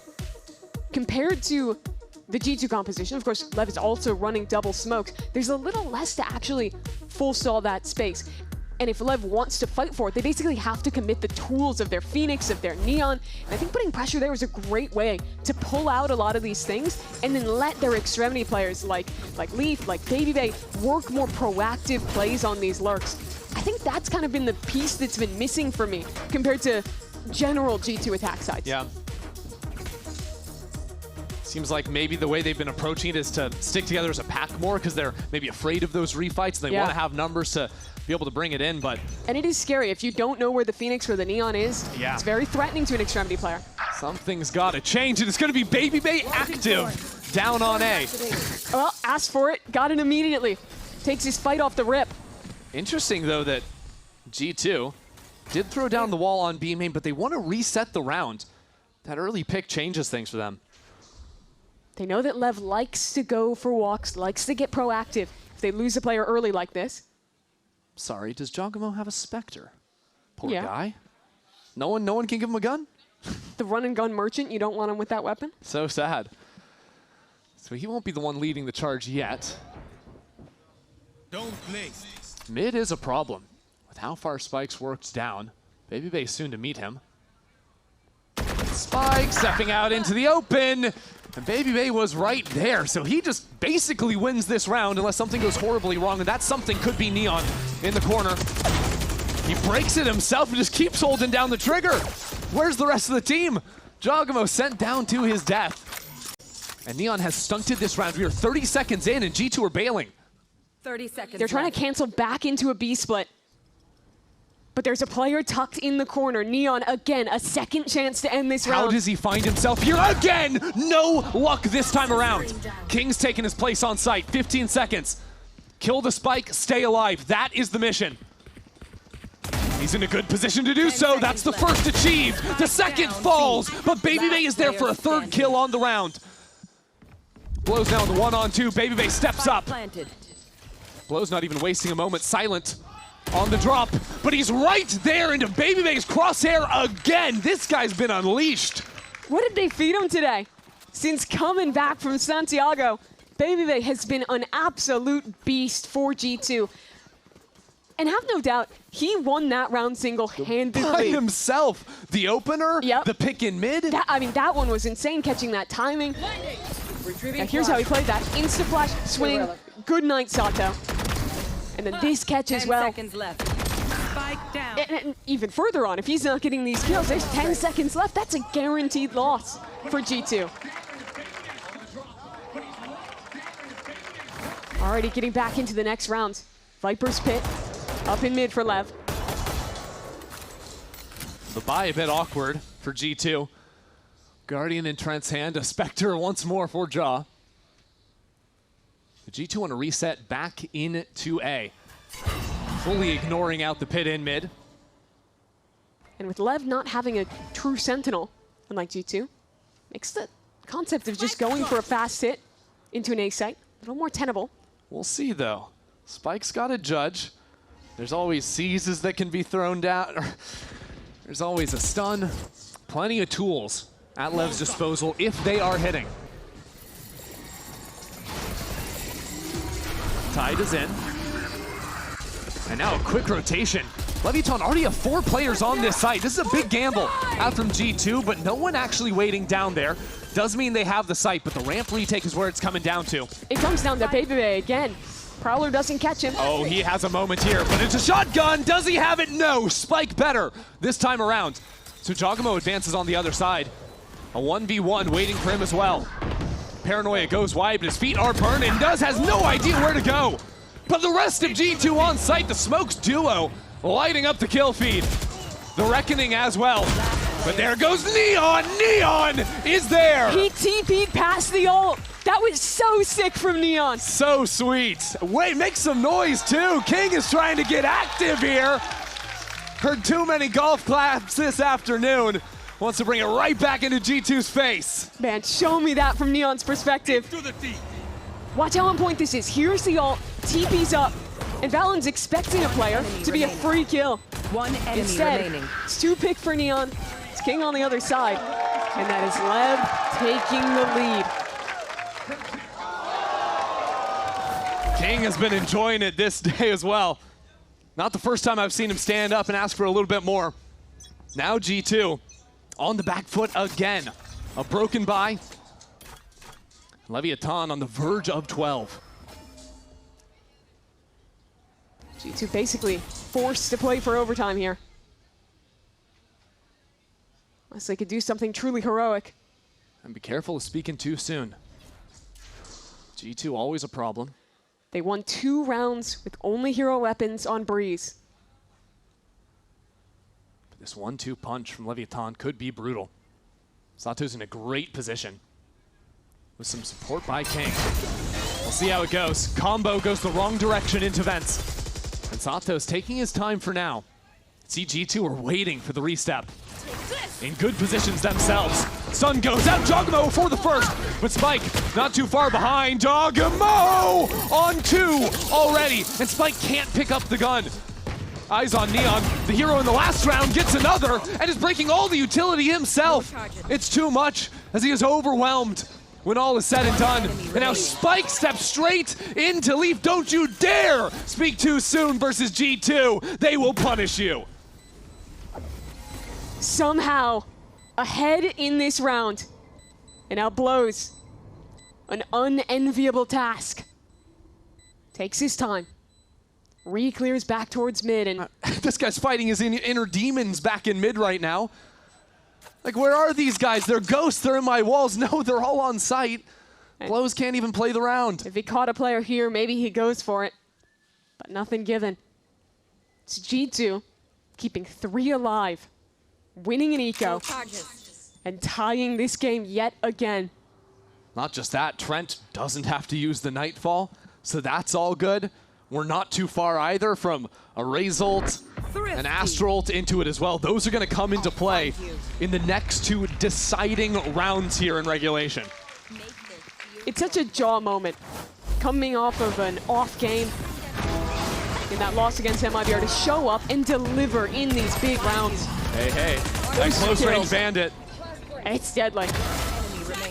And you got to feel for Spike there. He had this position where he could have pinched through, but G2's util absolutely suffocates him. Thorns meant he couldn't push up and actually trade out his teammates as they were getting slaughtered by the bandit. Leviatan sinking everything into this round, and even then, still a shotgun and a pistol. G2 will take their time at the start. King pressured back. It's that same element of utility they showed in the last round, except this time, G2 repositioned back onto A. And LEV start to walk away. Had 3 players on A, and now they get worried about the space in mid they gave.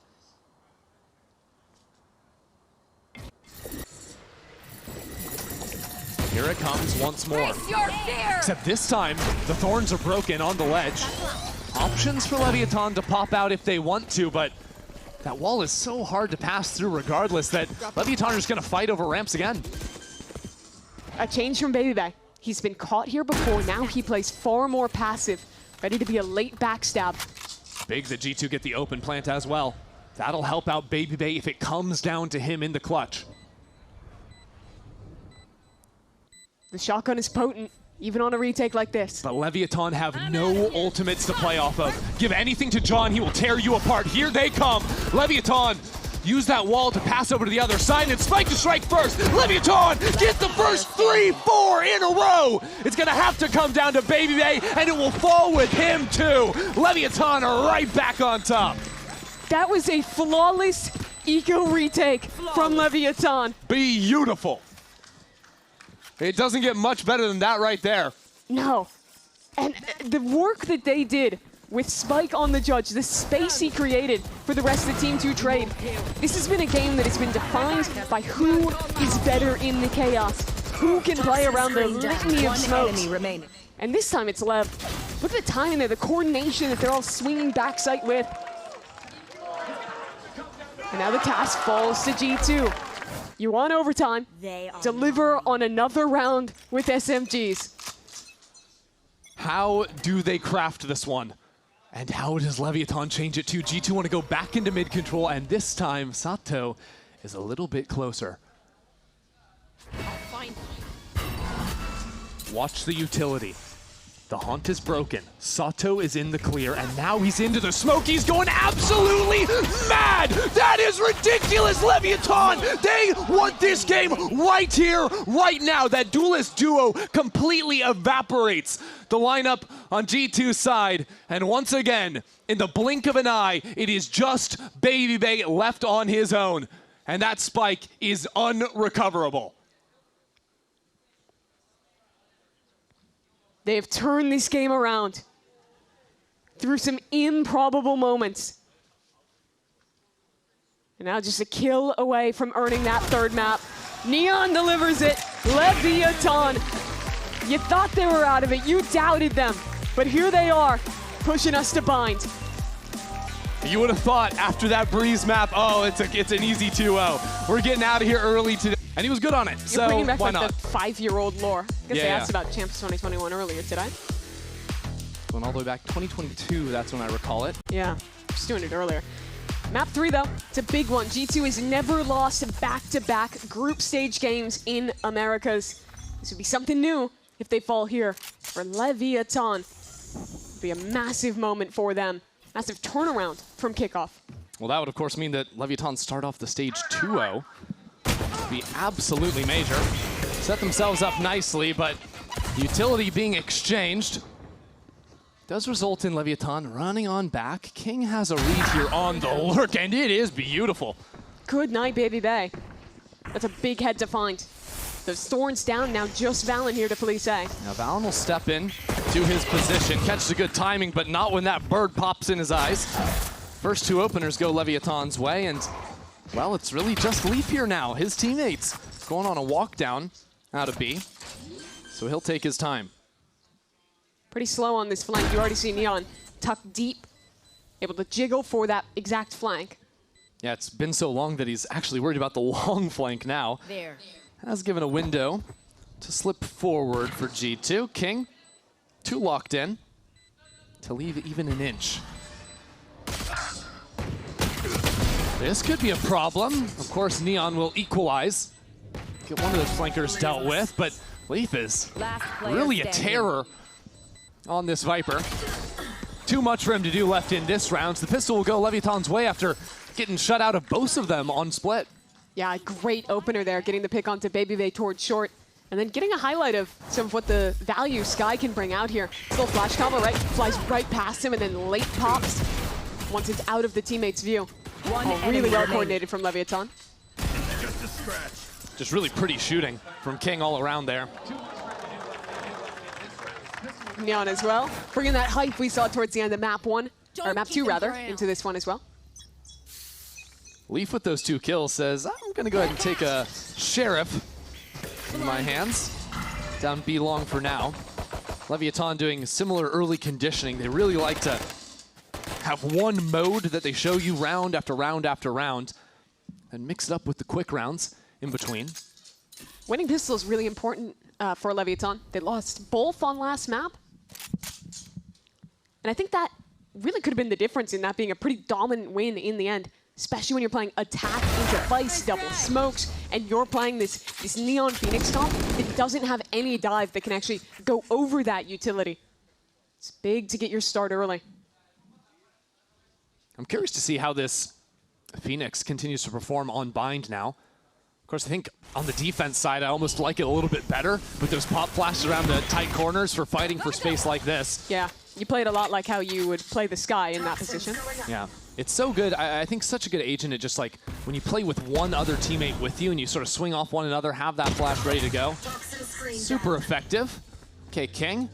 No headshot this time.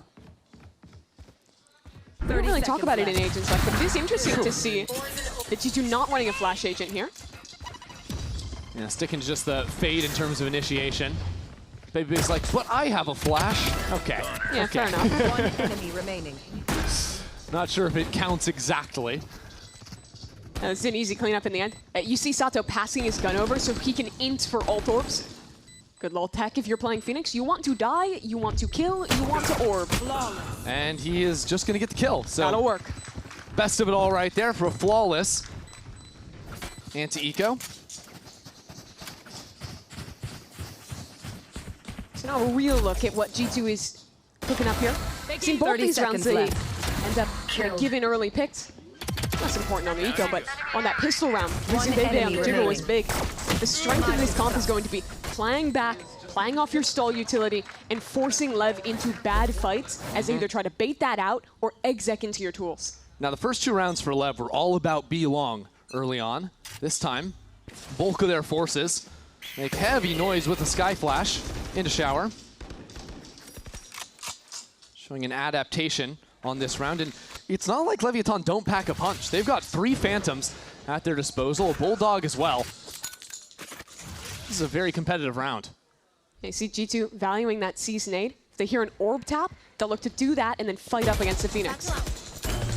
Quick on the cross, Leviathan have already seized control over shower. Sato picks up the orb. I like that they recognize the possibility of a threat and choose to fight before greeting the orb. Make sure there's no one behind the corner. Make sure that util isn't going to come out. Still, for all the time they spent, besides getting that orb, they've made no inroads. G2 just re-cleared showers with that Prowler.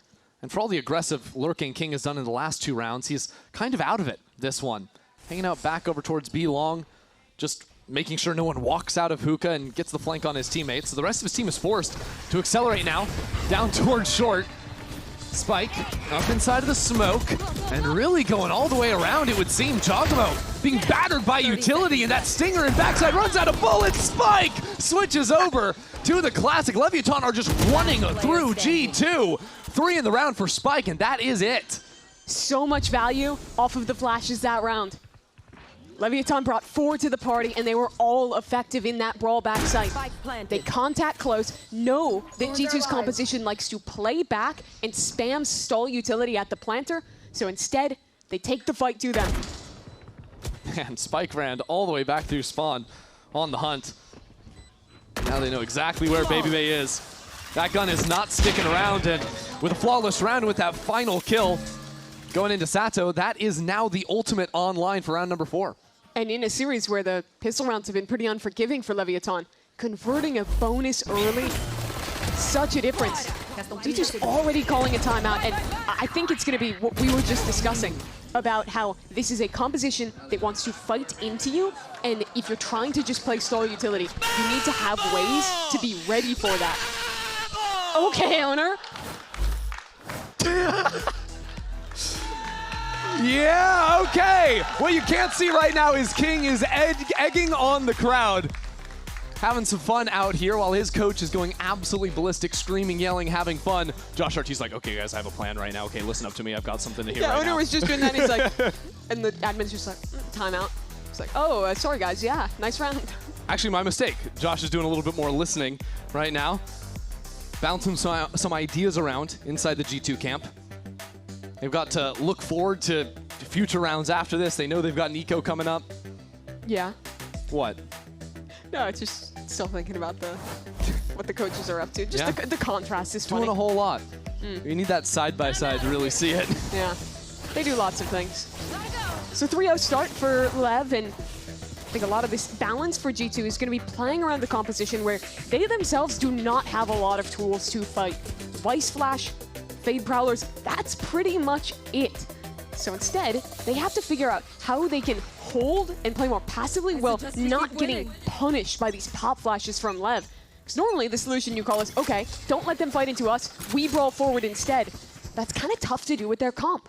Yeah, it seems a little bit of a mismatch when you're looking at Leviatan, who has Sky Flashes, Phoenix Flashes, Neon Stuns, so much to run at you. Yeah. And G2's like, oh, we can like Season Age you, which is really good if it hits, but you kind of need all those pieces to connect. So I like the positions they're playing this round. More proactive, more forward, and just pistols, so they're going to end up dying. Me personally, I liked when they lined up right on top of each other, so we could just spray them down, no problem.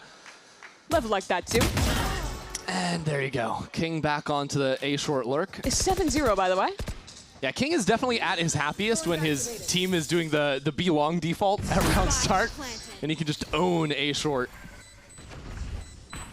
That's where the fun truly begins. He's always loved playing that role. Getting that Viper on the extremity. As the last few players from G2 will come into their death. I mean, the Neon Stun is available for the retake even after that early fight. That just goes to show how many tools LEV have at their disposal. So to the point then, I think the win condition for G2 is to play up and use your stall utility to contain them before they can get through chokes. If you try and fight into them, you lose because you don't have enough tools. If you try to play back, they fight into you with flashes. And, well, if you die, King's going to taunt you like that. So let's see. They're at their timeout. They had an eco to think. Can they come up with a solution? King sitting 7-0 right now. Constantly engaging with the fans. I'll help and lead his team to a great round already to hit coming in. Run it back for Sato. On through, is right into the thick of the smoke. Leap is there. Quick taken out. And a teleport on the other side. Giacomo could try to make this messy. That's Showstopper unlocked. Let's hear how this one goes down. Ó, Johnny, Eu vai, tá, vai, vai, vai. sem o dash. Sai. Um céu. Tem um aqui, guys. Costa, Mais um, parei pra você. Céu e... Não consigo ajudar, não consigo ajudar, Bruno. Céu e Costa. Morri. Em cima da caixa. Valeu. Mano, Sabia que o cara ia jogar coisa rápido, mano. essa ult da Raid fudeu, velho. Aonde que o cara tá? Okay, Valen. I kind of wish we could have heard what was going through Valen's comms right there, because he just mowed them down. I think he got a kill on short into a kill on showers almost instantaneously, trading for his teammates, then just rip the ult on U-Haul. It's a really great round from him, stepping up there. And I think the difference maker, even though he ended up dying, was Jaw holding showers, creating other problems. Kind of different angles. You see Spike is going and turning as that showstopper gets popped. Both on showers there. And okay, there's the short. Yep. So that extra bit of pressure opens the door for Valen. That's why we couldn't listen to what he was saying. That makes sense. Okay. Valen's locking it down towards A again, this time holding on to showers. But Leviathan have changed their approach truly, sending their duelists to play for showers again. Yeah, a little more spread this time. But Valen like is before. here. Yeah, peeking. Oh my god, Valen does it to him again. Back-to-back rounds. Hey guys, you do have to use util if you're swinging Valen, I'm sorry to say. Wow. Because it was like that previous round where they're showing before tapping the orb, but it just doesn't matter against Valen's aim. Sees, misses just narrowly, so paint shells do nothing. Doesn't matter though. Trent's killing people through smokes again. And he's killing them outside of smokes as well. Baby Bay. Hey. Baby Bay got a kill over on B to finish that one. So it turns out the solve is they have flashes, they want to fight. If we're playing back, they're going to brawl into us. Is, okay, we're going to play weird forward-off angles, force them to waste their utility, shutting down plays like this. And if they don't, they just die. One enemy remaining.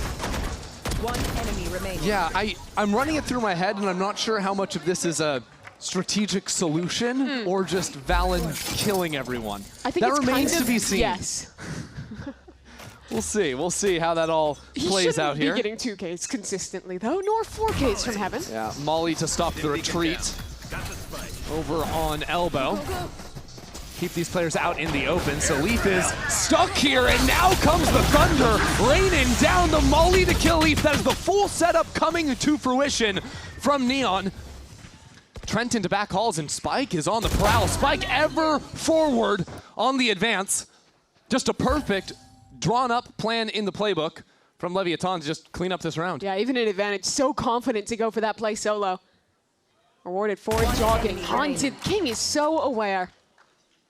Yeah, I think you'll see it again in the replay. How good that Molly is from Neon that he throws off the rip. Because, you know, immediately you're like, oh, that's not doing anything right off the bat. But if anyone is playing down B long or an Octagon, and they're trying to run away from the advance of all your plays, they're trying to run away from your Brimstone ultimate, that's where you retreat to, and you don't necessarily hear it drop. So he just runs straight into his demise. Yeah, and it has two facets, too. If there's players that were going back and trying to flood back in as that exec came through, you just can't against the Brim Molly.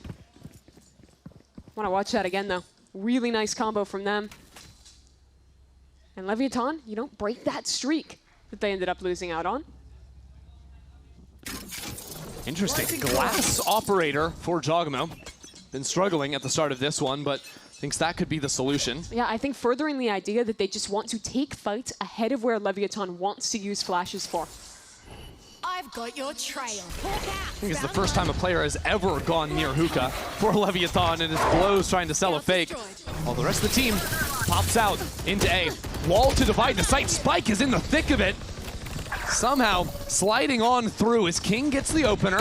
And now Spike in the corner. Valen has no clue what is going on. Leviatan just swarm over the site, leave no room to breathe.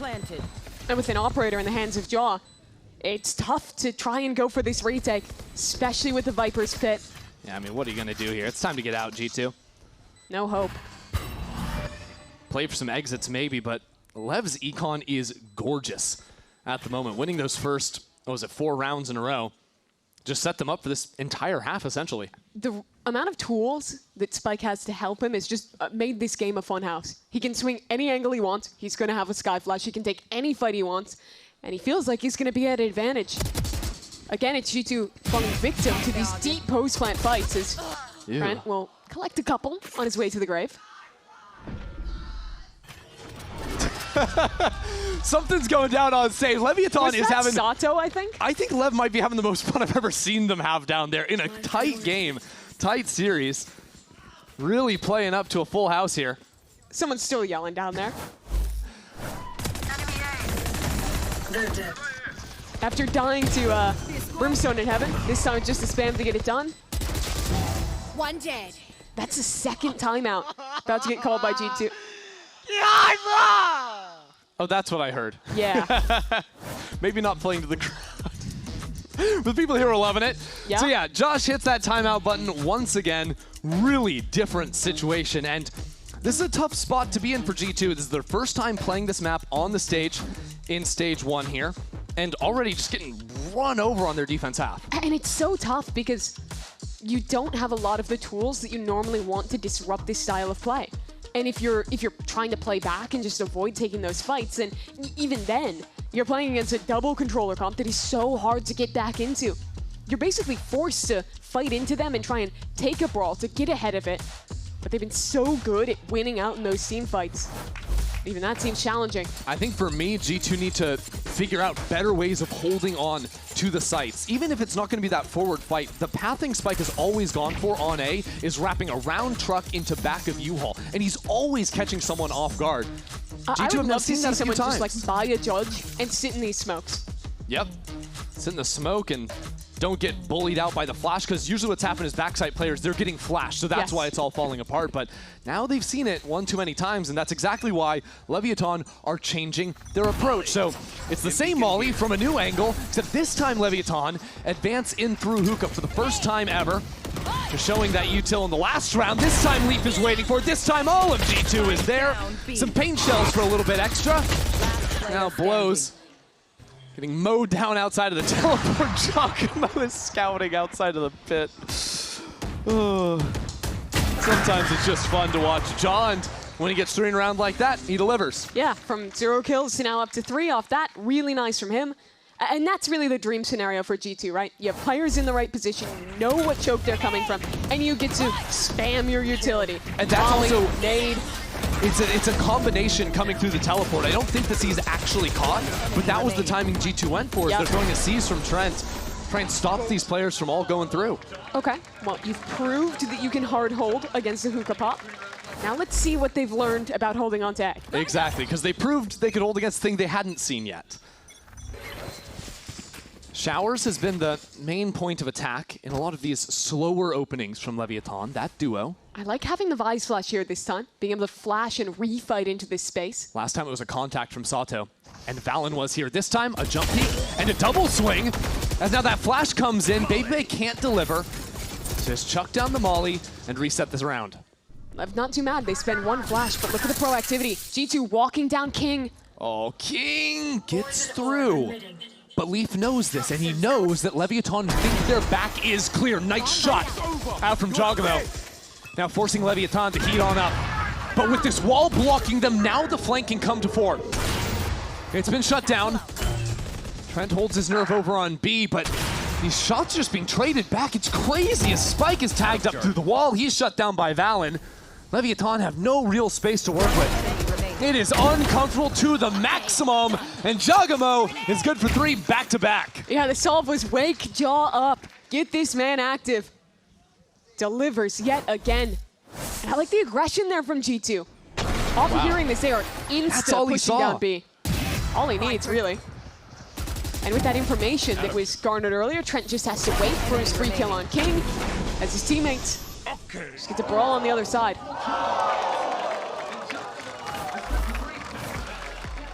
This game has been a lot of early halves that G2 dominate and then Leviathan working their way back and having to adapt.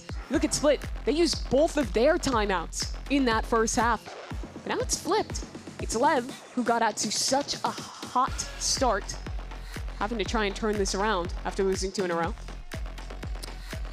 And it's a different position, I think, that Leviathan have to work around. Because I think they could have written off a couple of those first rounds that they lost to Valen's Heroics, you know, and they could be up 8-0 by now, something like this.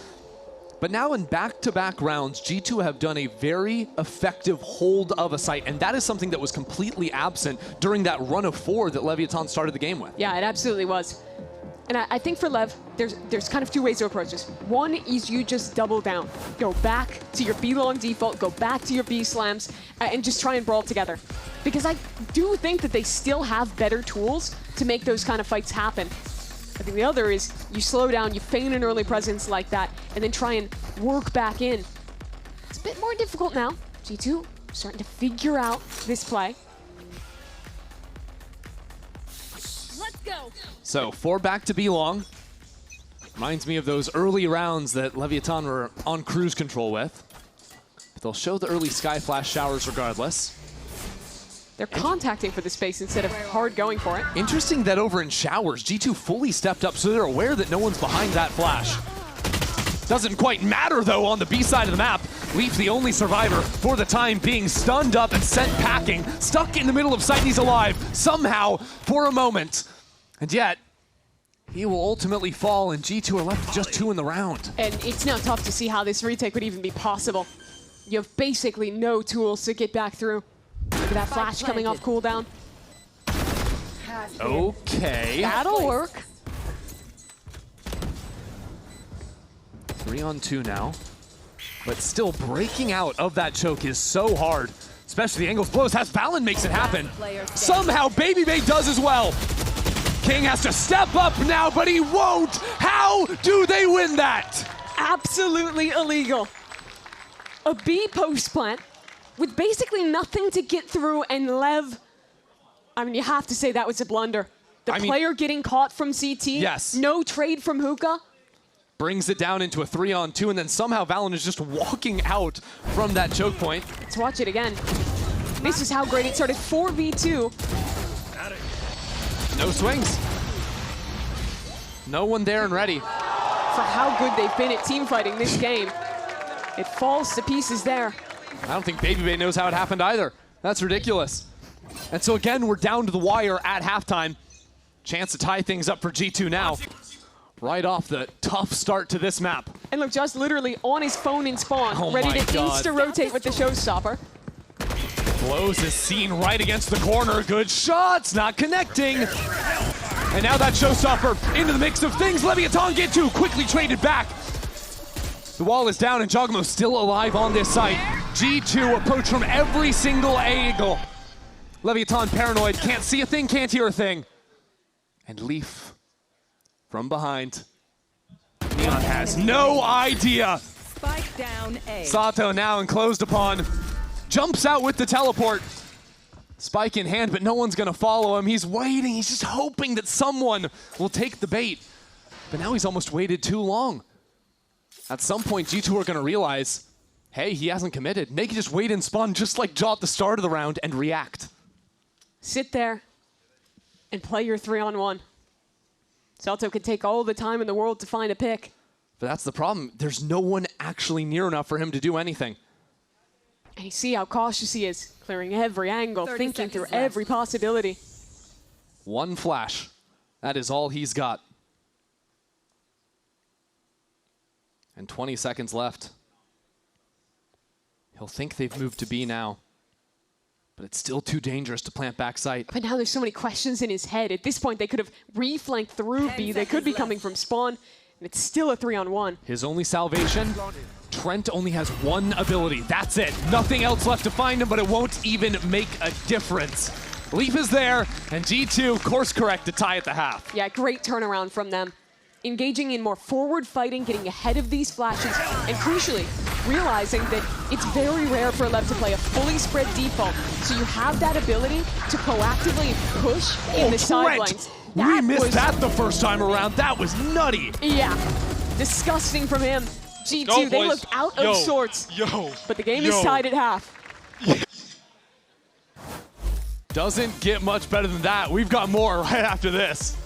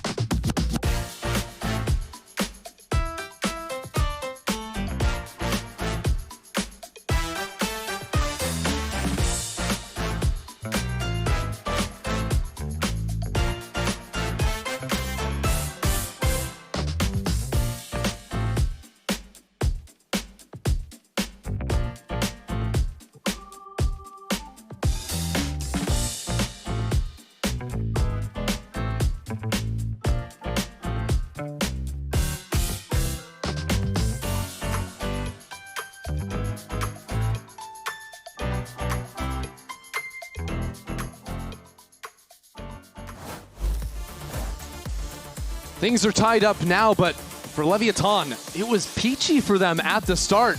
A chance to win this third map, to go up 2-0 in the group, beating group favorites in G2 as well on the other side. But after seeing G2 string 4 in a row together, it's all even now. This is a 6-2 start for them. Team that struggled so much at kickoff, had to deal with problems. He's just not even having the whole team available. And finally they get their chance in stage 1, have a fiery start with the 2-0 against Cloud9.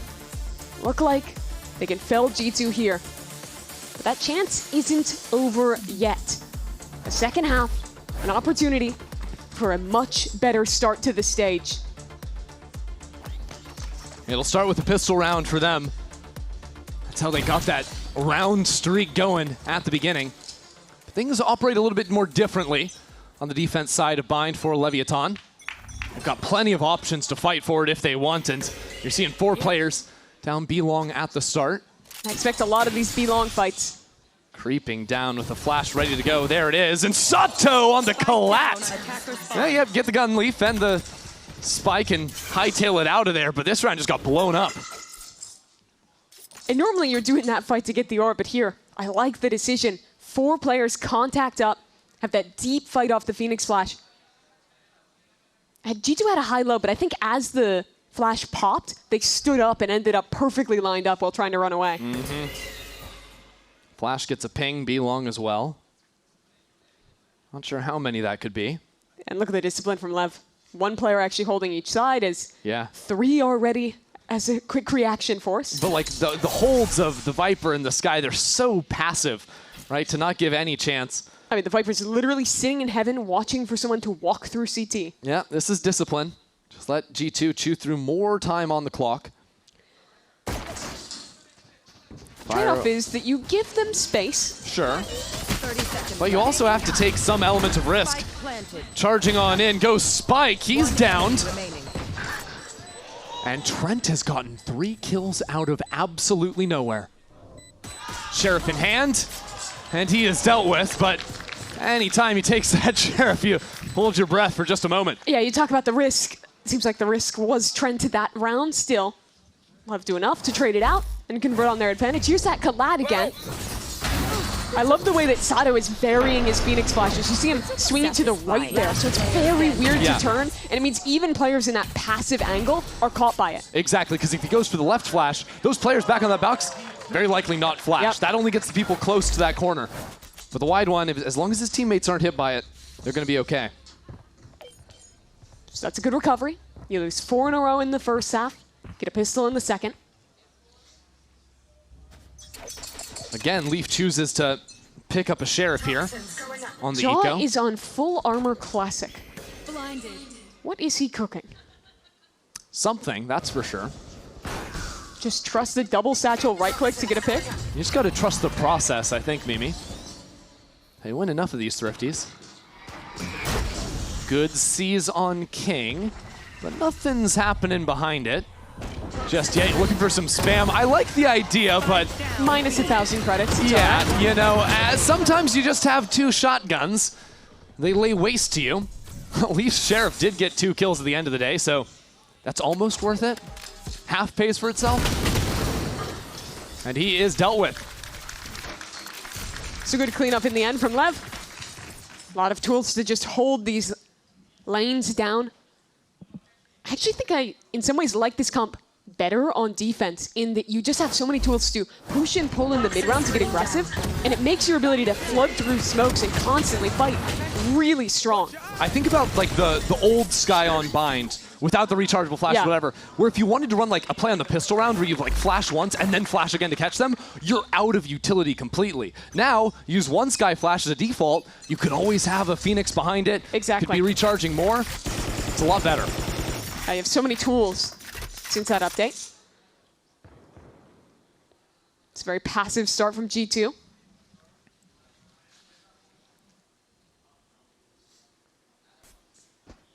Expecting something aggressive on this bonus round. It's not actually coming into play. Neon showing a little bit more activity in showers, but with how passive that jiggle is, I don't think he's going to be fooling G2 too much for the time being. It's good damage. Okay. Neon might have sat down in Trent's chair. Gets those shots through the smoke. So 40 seconds gone, and G2 haven't actually taken any space. But I like the decision to leave Jogmo, who is on a Guardian A, and B, taken down on low HP. He's going to be the guy that's sticking around on the A side of the map. Maybe just rotates back to the squad. Only the Viper shows on that dog. You don't know how many are behind it. And even if a flash gets sent out, that's still not good info. You still think that's just a lurk. Good news for G2 is the 2 anchors on this side, they're the guys with only the sheriffs, right? Although bad news is that Spike is already here. That kid is fast. Now tucked into the corner. First kill goes Trent's way. 15 seconds. It's low onto the clock. Spike could be the dagger, could be the problem. There's the first. 10 seconds remaining. As Blows dies to the molly, it's got to be all on Spike now. Kill the planter. Do something, it won't be there. The Spike goes down. Sato gets a kill through the smoke. It's a little bit claustrophobic now. It's Leviatan full of confidence. Just face check out of there. Pops the molly for a quick heal. And that blocks off the Spike. Tries to pull someone into Neon's view. Good turn, that's a kill, but no more behind it. Leaf is steady there to bring this back within 1. That round could have very nearly gone bad for G2. They burned so much time before going for that hit, and within that, didn't actually bait out any util. You see, it's 15 seconds by the time they're committing. I think the crux of this round is just how good the coverage was from players like babybay. Even still, if that Guardian had just went for a spam... Round, but we make that happen. Yeah, that sums it up. If the Guardian spam would come through, they'd probably just lose on time. Yeah. You know, G2 end up playing a lot of those scarier rounds that get pretty low on the clock. They make kind of late-minute pivots as well, based on just the slightest amount of information or positioning of a lurker on the map. It's got to be interesting to hear how they come up with these late-round decisions, and especially on a round like this where they have such a bruised economy, too. Now teleport's coming in beside. The Neon's here. There's plenty to come. G2, let's listen to what they've got. Yep. I'm lurking up short kill, keep pressure. Okay, he's gonna fight you now, I think. Okay, I'm just putting smokes. I think he's pocket. Use Fine, front front sight. sight. Yeah, we're trying to. I can't help you. Tether default. I'm just ulting, bro. Okay, we win. Let's go. Not in the smoke. He could be back right though. You all then. Yep, you all. Oh, well done. They have Close short on me. Yeah, Nice. I see you all now. I want to take you all now. Spawn. Key Thorn. Re-smoke front sight if you can't, Jake. We're playing heavy U-haul. I have a flash. They have orb for bomb, okay? I'm gonna re-wrap. Listen, Yeah, it's boys, good. we have flash for front sight. We're gonna need to fight front sight. Or you're Molly mollying in front of you. They mollied pocket. Can we fight front sight soon? They're through. You. 260, bro. 2 you all. Last player standing. Pretty fire at me. Gotta fight this guy. All good. Yeah, you had an angle. Unlucky. Nice try. That was a fantastic retake from Leviatan and Sato with the 3K. And there was something kind of on full display there. I think you could hear in the comms how G2 knew they needed to go for the backside fight. They had the right plan. But oftentimes, especially in these late round situations, what you want to do is always be the first one acting. Force the enemy team to react to you. So Leviatan getting proactive, getting in front of that fight, fighting into lamps before G2 had the chance, is exactly what leads to them winning the round. Yeah, it was really great. I mean, you heard that they were expecting that fight to come through front sight, but that decision from Sato to send it into U-Haul instead ended up being so effective. Another game where I feel like, well, he's not at the top of the kill count. He's been so impactful in a lot of these key rounds. With the fights he's taking, and also just with the flashes he's been able to find. So Satchel across. Interesting idea from Jogamo. That was close for Neon. Got tagged by the Haunt, nearly spammed down. That is one Satchel spent, though, and keep an eye on the walk down. Here comes Sato. Curveball out, and Jogamo flashes and gets away. Satchels. Back out of that one. The reactions are good. If it was anyone else, they'd probably die. But still, G2 have to kind of deal with these other extremities. They put a little pressure on Blows. They want to look to end this one, likely back towards B. Couple players just one away from an ultimate and an orb for the taking. Okay, babybay, get that lineup ready. Just like Josh showed you. Oh, which wire was it? Is it that one? I don't know. I think he remembers. There's like 4 wires up there. It could be tough. Okay. Oh, and ready for that one too. He was priming the first one before he sent the second. Very nicely done. Thorns go into the site. All the utility on full display. That is gorgeous. The sky's opened up. Divides up the site. G2 secure their kills as teleports come in on the other side. Spike not wasting a moment. Not wasting a breath. Spike is down. Leaf for 3 is good for it. And Blows has nowhere left to go but home. What a turnaround from G2. They were completely bisected by that Brim ult. Had to push Jaw into their own thorns to get away. But the swings on the other side were excellent. And this time, in the chaos of the team fight, it's G2 finding the right angles. Getting away with 4 alive. Yeah, Leaf's adjustment there. Hearing the teleports come in, even in the thick of all that. To then turn around, knock out both those players. That's what turns the round.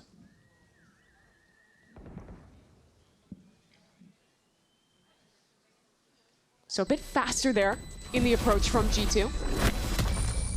And nets them another round. And here you can see that again. Look at how much his Brim ult is doing. But Valen is very aggressive and immediately has this double swing backside. This is what you're talking about with Leaf. That Seize is so good, catching King backside too. Whew. And then being ready for the TP play as well. I've noticed a lot today. G2 players fully committing to a spray after they get a first kill. A lot of people pull off that, try to reset, get another, but yeah, the 3, 4, maybe 5 times I've even seen it, it's always come for a double kill for them. Playing against LEV is such a huge test of your team fighting ability. I think the C9 game really put that on display where we saw them really struggle in these brawls against this team. There's been moments of that for G2 as well, but I think for the large part, they've shown how apt they are at dealing with that. I mean, they're coming off of the back of playing against PaperX and Nongshim at the last International, so they'll be used to those kind of brawls. They should be used to it by now. Traumatized by it, maybe. The thing is, Leviathan, they lure you into the sense of security. We're not going to fight you like crazy people. Look, King's asleep at the wheel. You know, they're probably not even talking during this timeout. They don't have a plan. Owner certainly is. That was the last time out for either coach here, unless we get to overtime. Yeah, pretty early days for it as well in such a tight game. 9-8. Yeah, and I'm interested what he's picking up on there. If he took issue with the way they played that TP pop or the team fighting in the backside. Certainly something that he was clued into that he's not a fan of. Maybe coming up with an idea on an eco round too. Couple of Buckies now. Phantom in Sato's hands, and he has a run it back. So some choices to be made around, do we actually use any of these ults? Trent expected an aggressive B play. You saw him holding the C's at round start. Lev could still do an aggressive play, but on a bit of a delay. That late flash really signals to G2 that, oh, B's the weak side of the map, it's just scouting. Oh, look at how much respect they're giving out of this timeout. Players are back here all the way towards spawn, just waiting for that aggressive play, which they know will come at some point. But that dog is good. Reveals someone's in the corner. Still seems like G2 might want to test it. No, instead, inching away. The mobility of these duelists, getting ready for another active idea. I like the pocket in that Viper wall. Lets players jump up into hookah untested. Good calling from Valen. Working around the stronger side. You know they have shotguns. You know the risk that can bring, so... Stay out of lamps. That's usually how this goes down. Or make sure utility is quite good. There, the Bucky fired off the shots. They hear it. And Still no away. spike plant, though. It's 30 seconds left. And there's some problems here on the site. Whole lot of smokes. Whole lot to confuse you. Spike eventually goes down, but Giacomo had gone all the way up into it. With a shorty, good for a kill. Still a run it back, and Neon flanking around. Oh, Sato looking for the spam. Baby deals with that flank. How has this gone like this? Leviathan not having much of a chance at all.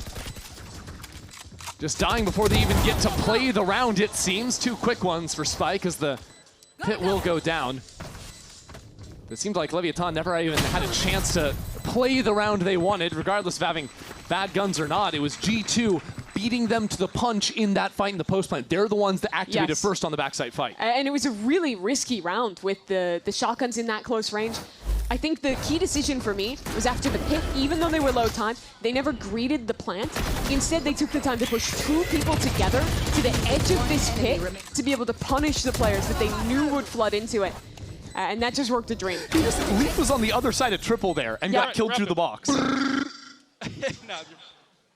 He's joking. Couldn't have said it better myself. 9-9 now. And this time, fight down B long.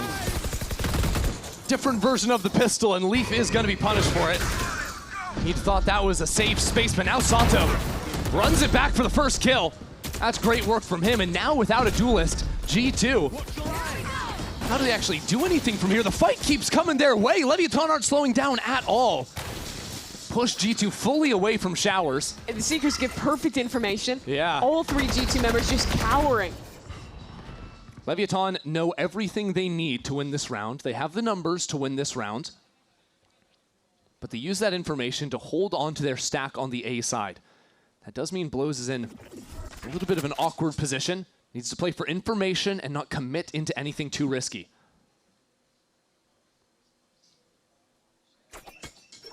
And you see him backing away, playing that more passive angle, letting his team set up to retake. Yeah, that's the way to do it. If G2 have a chance at this round, they need to get an early 30 pick. seconds left. They could also just get the spike transferred to Trent. That's a Nightfall. Then you have a Visult as well, and it's a B post plant. If no one's flanking, those 2 ultimates are ridiculous at stalling out the chokes, down numbers or not. There is still threat behind G2 now. 40 seconds to do something. The teleport is in, and now they have the flank. Now Trent has no chance. Shouldn't be too much of a problem. Baby Bay and Valen, brothers in arms here. Stuck with nowhere to play from. Sato, defiant. Leviatan up to double digits. Discipline in the retake works out for Lev. And another big round from Sato. They've shown variance. It's been kind of this push-pull of when the aggressive B long play will happen. How many rounds have G2 just been sitting outside waiting? This time, there's a catch. The slide, the flash, Leaf had no chance. And then making the decision to say, hey, they lost long, they'll react showers, we TP with the ult. That is great from Lev. Take your advantage, further it with that additional kill, and lock in the round. That Phoenix ult has been so effective this map. He's 2 off again, by the way. Yeah, it's crazy. It's always been good for a kill. Either he's getting the kill, or the second he goes down, a teammate is trading him out. Yep. It's just always meant they're in a man up. And now the aggression changes. Contact play down short now, goes loud. That is very different, and they're not keeping quiet about it, but no one on G2 is close enough to actually hear anything. They have no clue that all this space could have been seized from them. We are 15 seconds into the round, and Spike is in their spawn. That's insane. So already you have Neon rotating back over to B, but the ultimates are coming down. It might not matter the quick rotate to G2 can get on this site, but Spike is already over on Fountain. Sato clears the wall, and that has Leaf looking the right way, but he dies anyways. A Steel Garden too. That's gonna ping out 2 players. Jammed up as the rest of Leviatan try to come in and help. Jogmo doesn't see a thing as the smoke clears. It falls, and so do Leviatan. Stuck on opposite ends, all looking all sorts of different ways. G2 mopping the floor with them. That is a round that Lev could not lose. If they had won that, that is G2 using 3 ults. That was them in an information advantage from the start. And even getting that kill, they had no business getting onto Leaf here. The difference maker was the Steel Garden and the Thorns. Those players that pushed elbow had no way to get out except push into the utility. And G2 feeling that pressure from their flank, full committed. Nice kills, Alex. Let's go. And won that fight. I really think if G2 can get the spike down on B site, there's not many chances for Leviatan on the retake. Oh, the stall utility on the chokes is devastating. And yet, just 2 rounds after he used it, Sato's got the run it back again. So if there's something to make a difference, it could be that. After seeing 2 aggressive rounds from Leviathan in a row, G2 start this one very slow. Cautious towards short. Sato's in a position now where very good to assist the A short fight with that ult from Lamps, or even pop through the teleport if G2 end up pivoting back into B. But G2 are doing absolutely nothing. They are waiting for someone to show themselves. But still, Lev has been moving around the map. The Neon goes back towards B. Yep, the patience pays off. And Sato might not be able to get a clean ult off if they're just diving on him. No chance to actually use it, but the kill is there. Buys himself some protection with the flame on the floor. And now he runs it back. Neon, too. They're approaching from every single front. There goes Valen trying to catch out Sato. But he's in the clear and he's back in for more. Strike down A. The rest of G2 too far behind. As Neon is there outside a shower. Every angle covered by Leviathan. He dropped for a moment, and now Trent is trying to make an honest go of things. These kills are out of nowhere, and there's too much to deal with. What a confident round out of Sato. Remember, their third player had rotated away. This is a weak site, but it gets a nasty opener onto Jaw. He's just trying to jump peek, and further punishes onto Valen after his ultimate. Well, all of that was going on. It was Neon solo towards showers. No one had gone there to disrupt that space. And so that crossfire, that duo, enough for Lev to take the lead.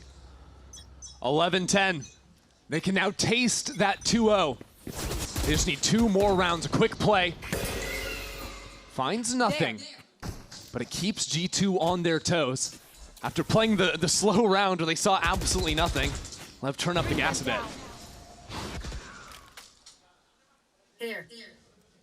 Jaw with an attack side operator. Full reading aggression. Which is great if Leviathan are running at you, but on these trap plays, maybe not so effective. And with the amount of flashes they have, even then it can be dangerous. But if he inches forward, he just can't let them strike him first. It's a timing game. First flash, the second, just out of there in the nick of time for G2. Sato reconsiders as he moves back up into hookah.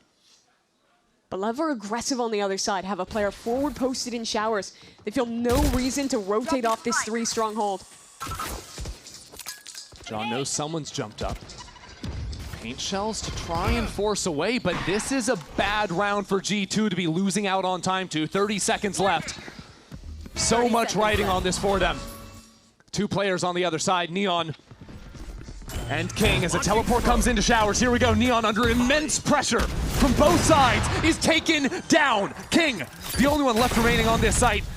As the snake bite doesn't quite catch him. He'll take his time. Spike won't. Spike has lamps. But all of G2 have trickled back towards short. They have no flashes, and this AWP now becomes potent. Could be absolutely devastating. There's no smokes either for Leviathan to retake with. That's the first kill. King is down. The kill through the box. G2 are running them down. Sato onto the spike. Looking for the half stick. Has to pull away, and Jogamo won't even let him breathe. 11-11 after a flawless round from G2. Another round where it looked so rough for G2. Running out of time, defusing that trap play. But that kill is everything. Neon had the make or break position. And with the amount of utility that they pulled out on that other side, working the space towards long, it meant there was no tools to disrupt Jaws off. And for Leviathan to be on the brink of taking this, to now having a broken bye after 4 rounds been traded back and forth. They need something. You pull some kind of rabbit out of a hat. 2 players on just pistols this round. Time is their greatest ally, though. They know that G2 are diligent. They expect Leviathan to run aggro looks. And Leviathan with a Brimstone ultimate in the back pocket, with plenty of mollies and tools to fight. If we get down to the wire again, that could be unsettling for G2. Neon has already had to use his smokes at this point in the round. Yeah, and he's playing a pretty aggressive game as well. Always fighting up into showers. His shot has been effective so far this game. There's that AWP again. He slips away at just the right moment. Lev wants to re-clear this. The flash may go too wide. There may be an angle for Jaw. Whoa. Spike is just too fast. He's in there. Spike! It's electric! Madness as it all rains down. Had the chance to. Neon doesn't pull the trigger. We're on 30 seconds left. Here it comes. Spike leading the charge once more. And he wants more. He's not done yet. He switches over to the classic. Could that be what sells the round? 2 alive for G2. Spike goes down. Baby Bay boxed into the corner. Valen left on his own to fight through hell. He is there, but not long enough. Leviathan right back to series point. That is an incredible round from Spike. It looked perfect for G2. The op on the right angle against a light buy. The flash not connecting, but he was ahead of it all. Look at this slide. Good on the back Lord. pedal, 2 players caught with util in hand. I think he catches a headshot on the Raze on the way out too with that last bullet. Oh yeah. And the ult to flush Leaf at the end. Unreal. Spike now leading the charts with 23 kills. And on the final round of regulation, he says, gimme that op. He'll take the fight down B long, and it'll be a big fight at that. He's pushing down with the op. With Sato right there waiting. 5 players in his face, it doesn't matter. G2 respond accordingly. A showstopper out from Jongamo. Not wasting a breath. Down goes Blows. G2 with plenty of numbers, with plenty of control. And a nightfall to boot. Push Leviathan back. Spike planted. A Viper's Pit in their face. Only 2 players to avoid overtime. It'll come down to King and Neon to fight through. 1 enemy remaining. It's just King now. His support has faltered. Leviathan have been riding this wave of emotions back and forth rounds. I think the last 6 rounds in a row have been traded between these 2 organizations. In such a pivotal moment. Map 3, King going for the ninja, not to be found. OT awaits. Couldn't think of a different way. This is a G2 that is never lost back-to-back. A G2 that is dominant in Americas. And they've been pushed.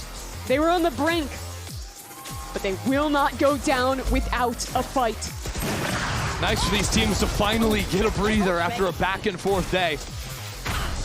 And for the coaches as well now to get involved for just a moment. For OT, they both charge up 1 more timeout to play off of.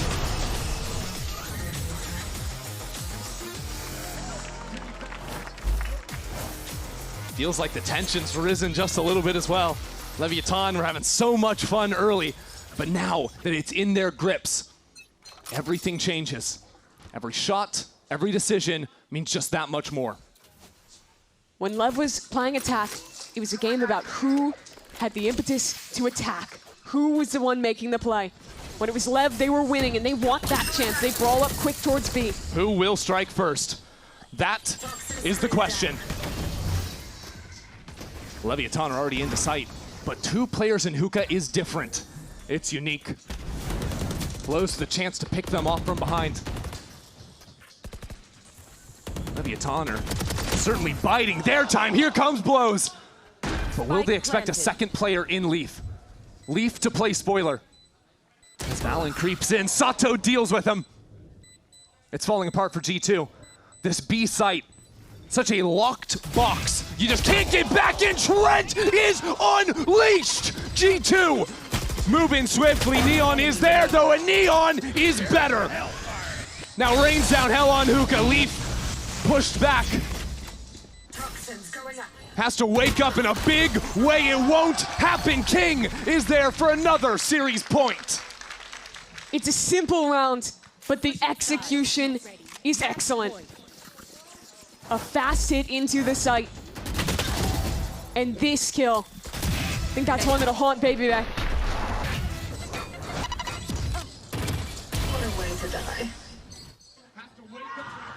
The resilience Leviathan is showing. This is a young team.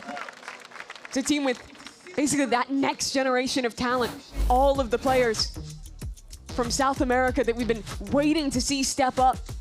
We're in a world where the majority of LATAM and Brazilian rosters have gone international, where FURIA is winning, but they're speaking English. This is the team that stuck to their guns, that took the absolute best that continent had to offer around one of its most successful IGLs. And what a proof of the success it would be if they could take down the team that is always dominated in Americas. The team that's the 3-time champion. And in back-to-back incredibly close maps as well. It's not a gimmick, it's not a bad day for G2. No, this is just close, tight Valorant. And for a kid like Spike as well, just absolutely leveling himself up in the server. And a thorn in G2's side. We waited so long to get to see him play. Didn't quite get that moment last year, but here on Leviathan, that next chapter getting written. But after this breather, Josh RT has reset the heads of G2. They're the ones on the attack side. They're the ones in control for now. The spam out from Neon, that's a little different. Got some fire down onto Trent. But it's those warning shots to set the tone of a decisive round.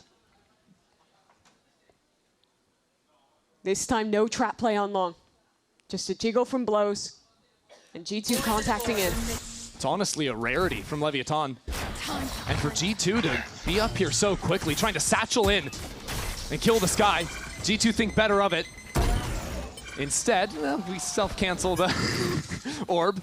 All good. Jogamo just 2 off. Keep your eyes on who is getting the kills on G2's side. If that showstopper comes online late round, it's lights out.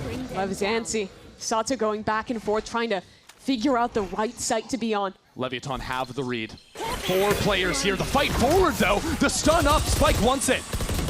Trying to seize the reins in this round. The drop down. Leviatan have done it. That's 3 out of nowhere. Teleports away. G2 sent scrambling. 30 seconds left into the round, and Leviatan still have players here. Neon could seal the deal right now. Leviatan, against all odds, in position, but Jogamo waiting for the fight. Jogamo will not be beaten to showstopper. He reads it. He's waiting, comes up a little bit short. That's the way it happens. That's the way they go out. Leaf now in the clutch. Leviatan know exactly where he is. They've dialed in, and Leviatan have done it. 2-0 to start off stage 1, and they delivered G2 their very first 0-2 streak in America's history. Such an